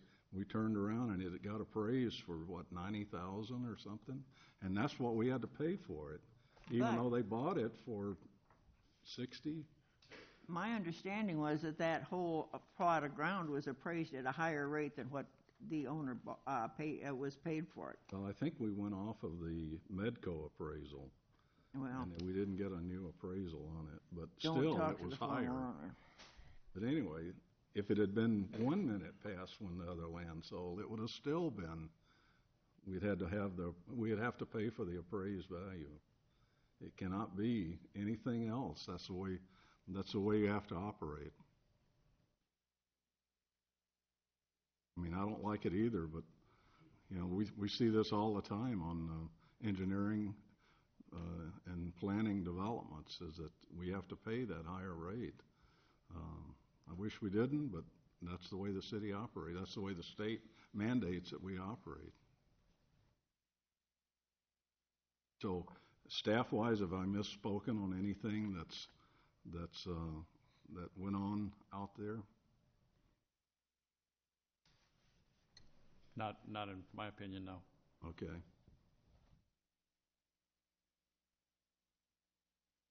Further discussion? I think you got someone that wants to speak. Todd Culver, 2310 Timber Creek Drive, Marion. My question is, which plan are we looking at? Because I've seen two. Where's the driveway go when it comes in off the highway? I've seen a plan A and a plan B. I think we're looking at a phase. I think there's a plan A to lengthen the runways out. That's not what I mean. Oh. I need to give you, to elaborate on my point, I got to give you a timeline. A year ago, Hannah Custis talked to me at lunch and asked me, hey, we might need to use your driveway to come in. I'm at Culver's Landscape to access the airport because they have to shut off the road. My response was, well, I'll always listen.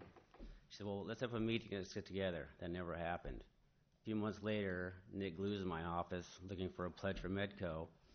After he got the pledge, he says, hey, by the way, you ever hear about this driveway they want to put in your property? And I said, well, kind of, but he explained what it was. Hey, they want to go right through your driveway. I said, I don't think it's going to work for me, but guess what? I'll listen. A few months after that, I get a notice in the mail saying, hey, adjoining properties, we're going to present this thing at the Marion Airport. Come and give us your input. The board on that they took right through my property, took my parking lot, took my driveway, took everything. Said, hey, that won't work. We need to talk about this. And they said, oh, we got this plan B one over here. This board that kind of over in the corner. They got it out, and it went around the church. I said, you know what? I can work with that one. Let's talk about it. Let's get together. Never happened. Then all this public notice went out. Public came out to Marion, and hundreds of people. I went to that one. What's up there? Plan A. Nobody ever come to talk to me. What are we going to do? So you're talking about cost. What do you do about my new parking lot? How are you going to compensate for me for that? Where are we going to put all this stuff? There's cost that's not being addressed because I can't operate in that way. I've called attention 4 times, and nobody will come visit with me. So I don't know if we're talking, then my wife talked to, after that public hearing, talked to Jill Ackerman about the concerns. She goes and talks to Lon. Lon says, oh yeah, I see that's one that was up there, but we're not going to do that. We're going to go around the church. So I don't know if we're going around the church or going straight in. So usually they got something up there we're looking at, but I don't know what I'm talking about. So there's some things that won't work for us. Has anyone got a picture of what the plan? I've got one here. You see it? I think that's, yeah. If you could put it on the overhead, I don't know where the church is.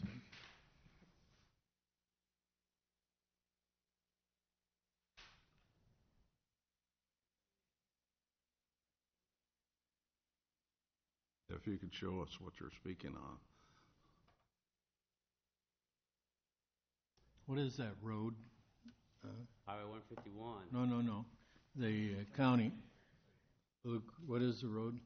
So this right here is my driveway. Where my finger is.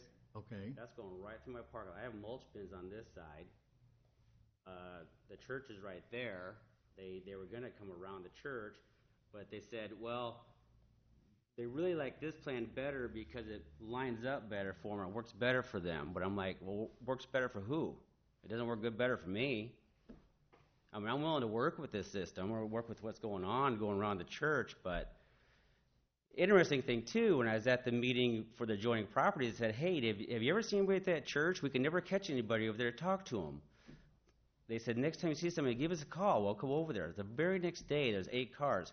I called the airport. They didn't know what the heck I was talking about. I said, hey, they're over there. If you want to go talk to them. The staff's like, what? They didn't really even know why I was calling. I felt stupid. So I'm the kind of guy that will work with you on things, but 4 times I've been asked that we should get together, and never. Now I'm here to city council meeting to approve the whole thing. Found that out yesterday. So, thanks.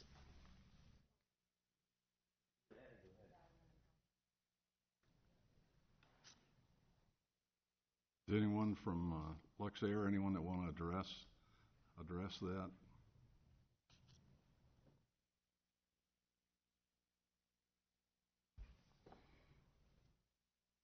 Good evening. I'm Hannah Custis. I'm with Luxair Aviation, 4275 REC Drive.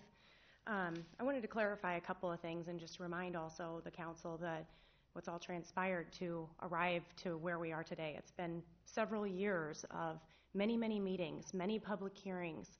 The ALP started as a concept that Anderson Bogart helped to provide as just an initial concept when going through all of this. And as you see through their course of developing this ALP, it's changed very little from what it was originally proposed or conceptually shown as. This is not anything that has happened just by Luxair pulling the wool over everybody's eyes. There's been many attorneys involved in the whole process, all of the transactions, many approvals through council, many public hearings, many public meetings held and feedback gotten. And at the end of the day, you know, we certainly are a proponent for Luxair. Our entire reason for having gotten involved was more of a personal connection to seeing the city have an airport that's viable and one that they deserve, because quite frankly, it doesn't take looking into these reports very far to realize that Marion deserves to have more than what it has for an airport. You start comparing it to what other cities of similar population and size are, and they have significantly more improvements than what we have here. Marion should expect and want what it deserves, and that's really what it comes down to. Is this really started for us as really more of a personal. Had it been able to be kept private, we intended originally to keep it that way, and it just wasn't going to be feasible. We did many hours of studies. We met with the DOT. The DOT is actually one that gave us a lot of suggestions in continuing to move forward. If you recall, they provided a letter up front supporting Marion's improvement of this, that this airport didn't just show up when Luxair showed up. It's been around for decades. It's impacted the neighboring properties for decades. You know, these planes don't fly straight up and down this runway and that's it. They fly in a pattern. They fly in a circle that's not going to change significantly with a cross-run runway from what it is today. So I just wanted to clarify a few of those things. You know, and also to point out the fact that after the transaction took place between Luxair, you know, there's a lot more to this than just first meets the eye from looking at the books and an initial approval. We committed to a 10-year lease obligation at no cost to the city, and when they say yes, we didn't receive any compensation or we didn't pay for this lease, well, that's because it's encumbered by a whole lot of liabilities and a whole lot of maintenance that goes along with it. You know, the rent that we receive on the hangars out there doesn't even cover the property taxes from annexing in the city of Marion's, you know, airport to have an airport within the city limits. So we feel there's a huge amount of opportunity here. We wouldn't have gotten involved if we didn't think so. But it's going to take some improvement to that. And this ALP is the first step of having some sort of a plan in place to allow for us to proceed. Not us as in Luxair, us as in the city of Marion to proceed with having improvements to an airport that we deserve. After the transaction took place though, you know, we as Luxair are essentially a tenant in this. And do we have an interest in seeing this improve? Absolutely, because our, you know, operations out there depend on it. We service a whole lot of clients and they're very underserved, and quite honestly, there's issues with safety and things like that if it doesn't become improved and maintained that have to be addressed. So the fact is the city owns the airport. We're certainly leasing it and operating it. But beyond that, the city can make this airport as much as they want it to be. And this ALP was a contract between the city and the DOT and Anderson Bogart to make this the city's ALP and the city's, you know, plan for future runways here. We have really stepped back and not had much more input on that or been involved really on alignments or anything other than what Anderson Bogart is proposing based on their studies as being what's best for the future viability of the airport and offering the best improvements possible out there. So I'm happy to answer any questions that you have, but just wanted to kind of refresh on what's all taken place thus far. So. As far as what the gentleman presented, though, I guess I haven't, this is the first time I've heard about this land. So, What's that, the access drive, or? yeah, well, this, where the church and all that is up there. Well, and again, that's not something that was driven necessarily by us. Certainly, as a developer, there's an opportunity to, go through a process, and there's many years of all kinds of pieces of property, speculating, proposing concept, designing something that might work there and trying to put a business plan together. But we've not spoken with anybody from the city, Anderson Bogart or otherwise, encouraging them to put it one place or another. The Airport Advisory Board has been the ones that have really spearheaded this whole thing, and Anderson Bogart's recommendations, to my understanding, once the ALP is approved, certainly it gives some validity to what direction, it might go, but somebody still has to propose it, to my understanding. I mean, these phases aren't going to just happen by themselves. The city council will have to, ongoing, I believe, approve these pieces as they take place. So it's a 20-year plan. To my understanding, it has to be refreshed every 5 years, and it's an evolving based on market needs and cities, approval, to my understanding. So. Anna, do you know if this is the latest plan or not? I don't know. I know there would have been one included, I'm assuming, with the ALP that was provided by Anderson Bogart, but to be entirely honest, I haven't even seen that full I believe that's where I got that. I mean, I know a typical ALP is more extensive than that, so it seems somewhat conceptual, but it could just have been taken all of the... I would just like to reinforce that what Hannah is saying is that it is a plan. It could have been done without a lot of exterior input because it is just a conceptual plan. It's a place to start. It will be fleshed out at some period of time with the direction of council and with the budgeting of those associated funds. So it is just a plan, and I can understand where Mr. Culver is probably upset about that, but we do plans all the time that we take public input, but we don't necessarily direct staff isn't directed to go out and have serious conversations with property owners because we don't know that between now and 3 or 5 years from now that this happens, that this plan may evolve. But we have to start somewhere. Can I answer any other questions? Okay, thank you. Thanks.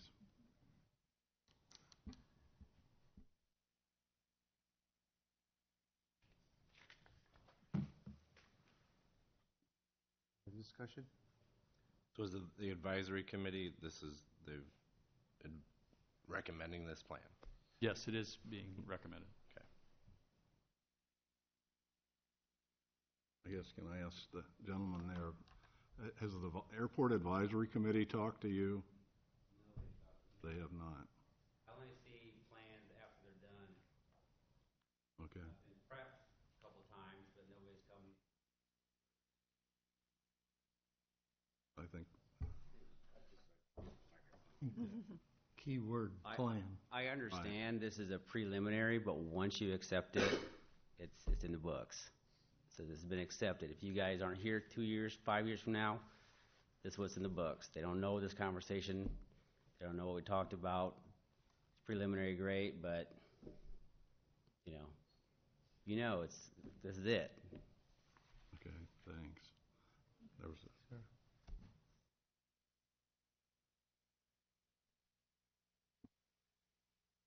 Good evening. Mike Tope, 170 26th Street Court, Marion, Iowa. I am on the advisory group. We are not a board. The plan that's shown up there where it cuts through Mr. Culver's property was one of two ideas at the time that Mr. Pluckham was trying to get through with Mr. Trahern to get a hold of that church so that we could use the common entryway into that area but not take his parking lot or his storage bins or anything else. As of yet, we haven't heard anything. We also know that as of last night's meeting, we're technically not going to be seeing anymore because we've run our course. But tonight, after listening to the attorney, I have some severe questions because we were led to believe that we're going to be getting state grants for this airport to the tune to hopefully offset the $30 million project. Now I'm kind of wondering and scratching my head, what the heck's going on? If he's saying we can't get this money, that means the 17 cents on 100,000 you just raised, you're going to have to go a lot higher than that to get this paid for. Because we're only supposed to be putting 3,775 feet of runway in north-south. And as Mr. Witter, who's not here this evening, stated at one of our meetings, he wants to sell us a taxiway, but we're going to pay for it at his cost, not the appraised value. Where does the money stop on this? I mean, I'm all for an airport. I think we can make money if you take a library and put it in this hand and an airport in this. You'll get money from that airport. You ain't going to get it back from that library in any way, shape, or form. But I've got some real genuine concerns now where we're going to come up with $30 million. And if there's an attorney firm sitting here saying something, I think we should be listening to them. Thank you.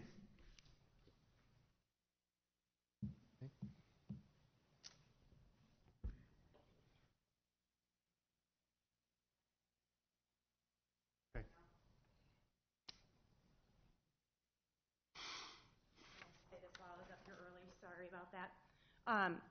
Keep in mind that the state has already funded 4 separate contracts for this particular airport, this ALP being one of them, along with zoning and comprehensive land use planning and additional money for runway construction design. So again, none of these projects necessarily will have to move forward or can be moved forward without city continuing to approve them, and they have the opportunity to apply for that funding before they decide to move forward on those. So again, the discussion tonight regarding the plan, the ALP being approved is a critical next step for the city being able to continue to apply for any additional funding there. To my understanding from the DOT, without the ALP approved by the city council, they won't even consider additional funding. So just to clarify. Is there any urgency for this to be approved? Is there anything out there right now?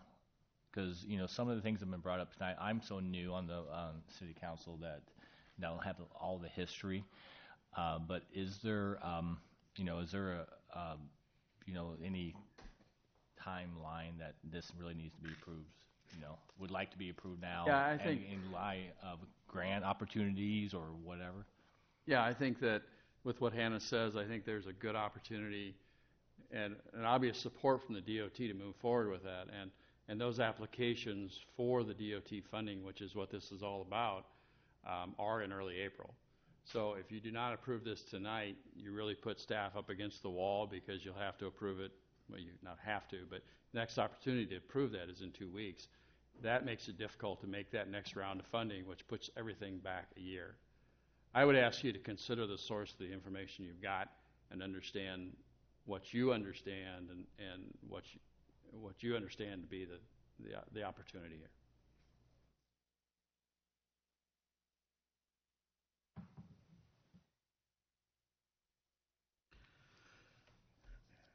Well, the source of funding right now you can't ask for money, you know. The source of funding right now kind of disturbs me. If they can't afford to fund schools, et cetera, like this, I can't believe that they're going to be giving DOT funds for items like airports. I'm just saying, without a plan, we don't even know if we can get any money. It is a plan. I've kept that, and the road is there. It flows through there, and I think we'd be receptive if we're being hard on Culvers or the church to move it down a little ways. I mean, a plan is a plan. It's set up to be changed if it has to be. That circle is a piece of property I happen to own. And yeah, I can't put a tower up there or do anything, but I think the airport itself, if we ever were to build that east-west, certainly is worth that, the loss of what I could do on that piece of property. I think it's going to increase the value of the property. I guess the thing that I don't quite understand, I think the property's worth more money with a nice airport than it is without. And we're being asked basically to quit and say, we're not going to have an airport anymore. And I don't like that.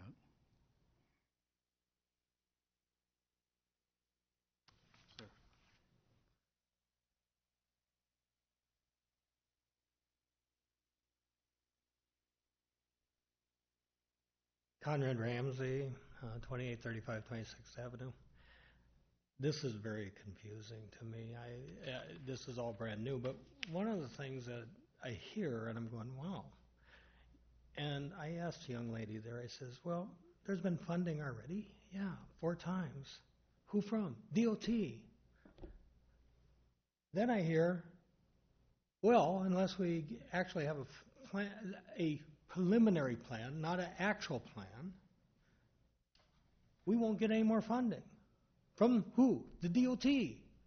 What did I hear? The DOT wants nothing to do with it? I don't understand how the DOT is throwing money away at it 4 times, and if we get a plan, the DOT will give money. I'm confused. I think, personally, and I agree with Mike, maybe not with everything what Mike might say, because I'm still for the library, but I agree completely with Mike, and I agree with Paul. He doesn't need a tower building there, and I agree with Joe. Every airport I go by in this nation has all kinds of businesses wrapped around it, and they don't have to be 10 foot tall. They don't have to be 100 foot tall.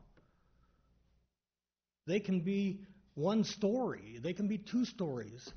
And guess what? Most of those places could care less about the noise because they're not the type of businesses that have any concern about the noise.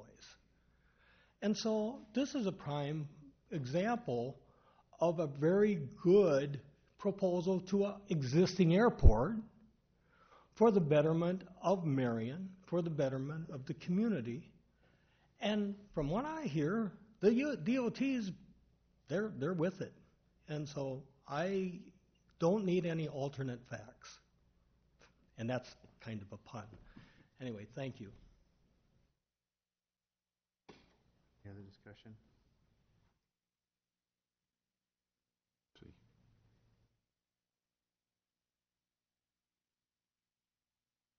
Mike Peterson, 3460 27th Avenue, Marion, Iowa. This is exactly what I've been talking to you guys about, okay? And I just don't like the way these public projects are steamrolling business interests, okay? And they say it's just a plan, and that you don't have to talk to us ahead of time, and we don't have to have our interests early on in the plan. We don't get a seat at the table. We don't get talked to ahead of time. And then all of a sudden the plan's laid on our lap. I mean, one of the things I heard on Tuesday was if this were a private project, okay, then people wouldn't even know about it. Which, to my ears, what that says is, okay, we could just, we could just steamroll these guys because they wouldn't know about it, okay? That driveway needs to be addressed, okay? I got no interest in that business. I got no interest in not having the airport. I don't mind the airport. I don't mind the library. That's not the problem. The problem is people being steamrolled, okay, for these public projects. And it's just got to stop. There are consequences to the things you do. There are consequences to the work these people do. They may be doing a very good job at executing your plan, okay? That doesn't mean that there aren't flaws in the execution and that there aren't things that need to be addressed. And that the council needs to make sure that driveway gets addressed because it's not fair to the businesses. The discussion?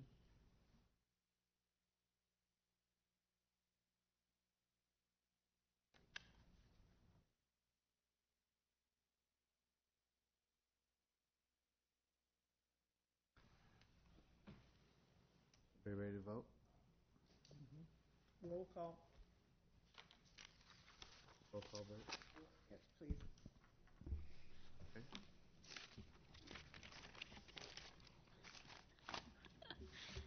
Mr. Draper, Yes. Ms. Etzel, Yes. Mr. Spinks, Yes. Mayor, Abstain? abstain. Mr. Brandt, Yes. Mr. Nicholson, No. Ms. Pazor. No. 4-3, motion carries.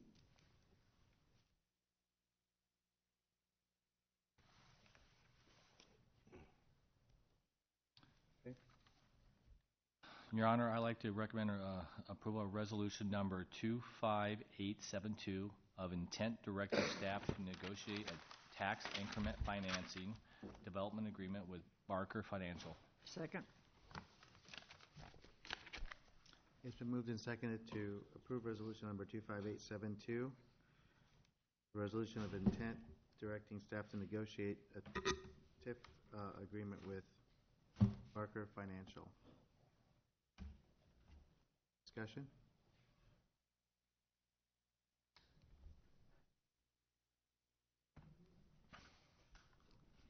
Okay. All those in favor signify by saying aye. Aye. All those opposed say no. Motion passes. Your Honor, I move to approve Resolution 25,873 of intent directing staff to negotiate a tax increment financing development agreement with Ramsey's Property LLC. Second? It's been moved and seconded to approve resolution number 25873 of intent directing staff to negotiate a TIF agreement with Ramsey's Properties LLC. Discussion?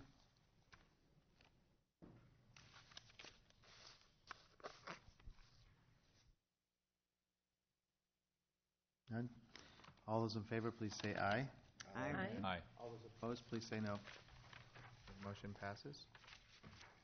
Yes, Your Honor, resolution number 25,874 of intent directing staff to negotiate a tax instrument financing TIF development agreement with GLD Commercial. Second. It's been moved and seconded to approve resolution 25874 regarding the intent to direct staff to negotiate a tax increment financing agreement with GLD Commercial. Discussion.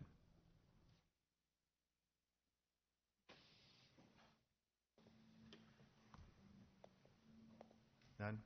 All those in favor, please say aye. Aye. Aye. Aye. All those opposed, please say no. And I've abstained on this one. Your Honor, this is ordinance number 17-05, designating an area of Marion, Iowa as 2017 multi-residential urban revitalization area. Second consideration. Second? It's been moved and seconded to approve ordinance number 17-05 designating an area of Marion as the 2017 multi-residential urban revitalization area. This is the second consideration. Discussion?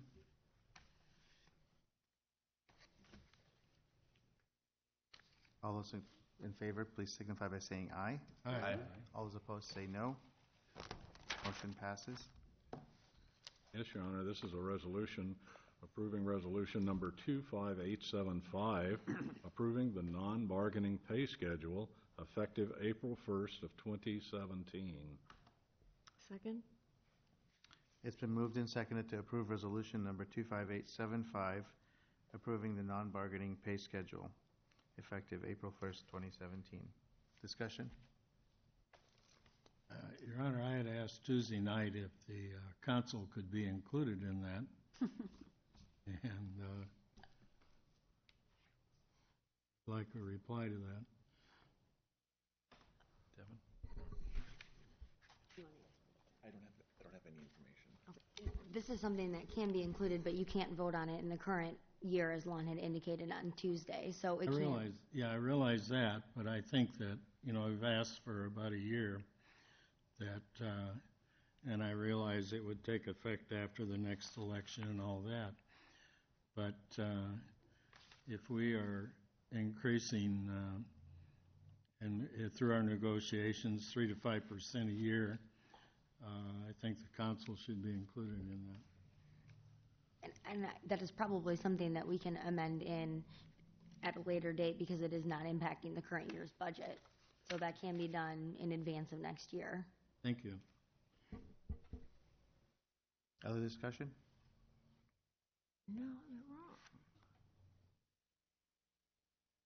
Did you have a comment? I believe that you're mistaken, man. I guess that has to be done prior to the election, at which point the raise or whatever would take effect. That's correct, yes. So a current council cannot vote to raise their own salary. Correct. We all agree on that. So if the council wanted to consider raising the salaries of the next council, that would have to be done before the election. Which is in November. So therefore, now is the time that it should be voted on, irregardless of Or the until fact- November is my understanding. Well, but I don't think it's tied to budget type stuff. I really don't. If I remember correctly, what's And been I done can't in speak the to that. I past. apologize. That's okay. You're talking about small amounts, you know. Yeah. It still has to be budgeted. Is it 2019? I mean, isn't that the next time it would be effective? 2019 election? It would be whatever the next term, whatever year rotation that would be on. Oh. So it would be This November. November, I think. Okay. So it would be whoever gets I thought I had elected, heard reelected. someone say 2019. Okay. Say it again. Correct. It would only be those that are reelected. Sure. Any that are midterm would not be able to benefit from it. Are you sure? That's my understanding, but I'm not in a No, as I understood that it was a full, everybody would be affected. I could double check on that, but from my understanding of it today, the research showed that you had to wait. You could not currently vote during your current term. I mean, if the council would like additional information on that, we makes can sense. certainly research that and clarify that point. Well, what it is if it was voted on to yes, it would not go into effect next month. It would have to wait till after the election. But after the election, anybody who is sitting on council at that time would receive, and all it is a cost of living increase, not very much. If the council would like, since the resolution to approve the non-bargaining pay schedule is not effective to April 1st, if the council wanted to table this, we could do a little bit more research for you and then take the vote at the next council meeting. I would also put out there, thanks, Devin. I would also put out there that I think this can be amended to add whatever information you receive. So Yeah. I'm not sure that one has to do with the other, once again, but you do what you want. But we can easily amend whatever the council's wishes are into that structure. Well, Your Honor, what I wish with the non-bargaining pay schedule that we receive, it's got like how many different columns of when it started, how many, the mid-time, and I have no idea who is going to be receiving what. And that's what I would like to see. In terms of individuals or in terms of the positions? Your Honor. The positions, but of course then These you are can put... these are just the ranges. It has nothing to do with increases or individual salaries. This is just the ranges to be placed in the budget for publication. Well, I think that the public really needs to know how much individuals are changing. And those are all posted Yeah, and it's publicly this- available. It's the pay kind of schedule. after the fact, though. I think they're all available at any time. Oh, it's not put in the paper, weekly or anything, so. Yeah, we're required to publish them once a year, but that is after the fact. I agree. But I don't know, for my own information, I would like to know what each person's getting rather than what the range is, the starting range, the capped range, But that's just me. The ranges provide for where that individual sets in there, And like my position, I've been here 16 years, so I'm at the cap, so actually keeps me from going up any. So, and that happens to for several people. We're at our caps. Unless that range changes, we can't move up. So, in that sense, it's probably okay for you. But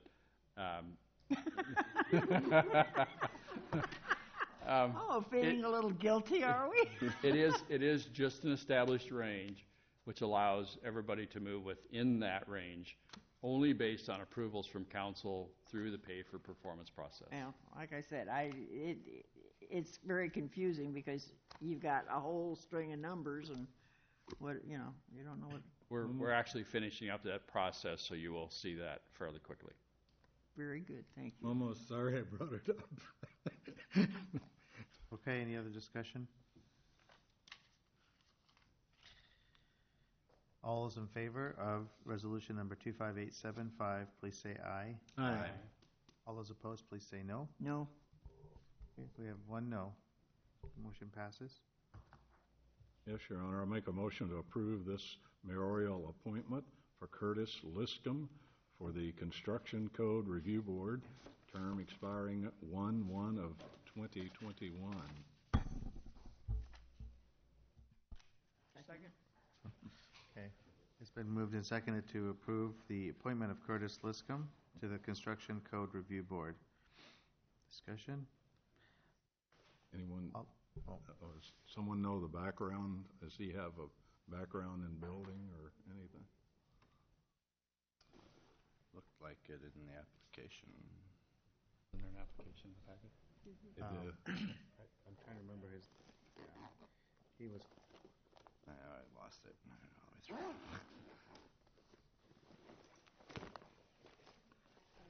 Should be an application in your packet, and yeah.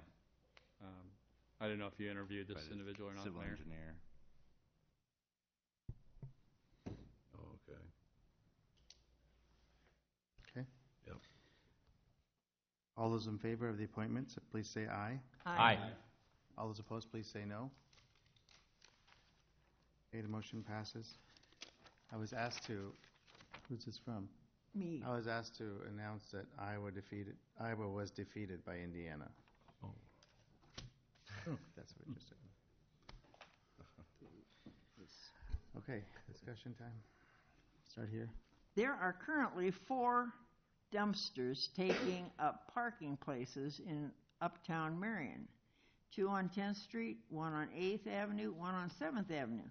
Now, the only one I know that is authorized is the one on 10th Street that was to take the refuse from the alley. And all of a sudden, there are all these dumpsters taking place in public, that people don't have any place to park. The 2 green ones are ours for the Art and Alley, which council approved. The other 2 were approved by staff and through hold harmlesses to provide for demolition and remodeling of uptown businesses. Do they have time limits on them? Yes. Are those time limits expired? I don't think so, but I can check into them. Will you please pay really close attention? Yes. I don't think they're going to be there much longer. I mean, the alley project is finishing up, right? And the former Bill's Tap is getting ready, I think, to open soon. Okay. We're still trying to acquire easements for the dumpsters for the alley project. The other 2 had short-term approvals, so we can look at those and see what's going on. They're helping. I mean, it's hard to really pull them out of there. They have no other choice, and they are upgrading our uptown businesses. So we try to keep them moving along. We try to keep them barricaded, keep cones on them, keep tape on them so that they're safe. But they need to be there for that remodel. So. Okay, well, I think that maybe that should have been taken into consideration when the plans for the alley were made, so that to inconvenience shoppers as much as possible. Okay. That's it. I just want to recognize all the hard work and effort from the city staff and everybody involved in pulling together the budget, because I know that's a arduous task to do, especially, I got my eyes wide open on that process this year, so I just want to recognize everybody and all the effort, and even the city council members, the time and effort to pull that thing together, so thank you. I'm going to talk about your Cyclones. Oh, and go Cyclones. They won today. I just want to congratulate the Marion girls basketball team making it to the championship game last week, and unfortunately they did come up short, but they had a fantastic season and had a lot of fun watching them this year. They were good, and be back there next year, I'm sure, too. Young team, too. Yeah.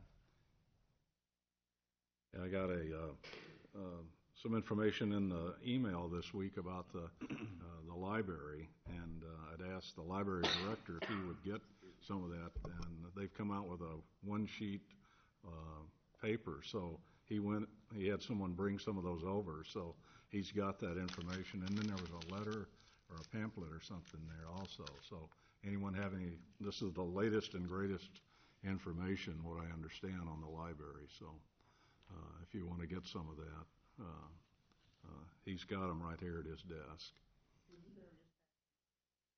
What's that?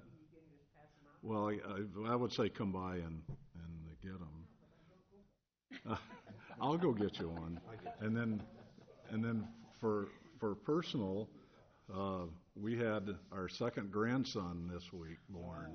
So Eli, so there's a new grandson in our family, and my wife is still in orbit over it. So our son and him had been married for 15 years before they had the first one. And so we thought, okay, that's great. Well, now they've got two, so we don't know what to think. But anyway, we saw him on FaceTime this week, so he sure is cute. Looks like you. Congratulations. First, I'd like to thank the fire department for the steak dinner. It was terrific. Due to the Marion Indian game, however, everybody came at 5 because they were wanting to watch the game at 6. And they were overwhelmed, but food was very good, and they always do a great job, Chief. So because of the hour, and I've sat about as long as I want, that's all I have to say this evening. We will have a little history lesson next meeting. Okay. Thanks, everyone. Meeting is adjourned.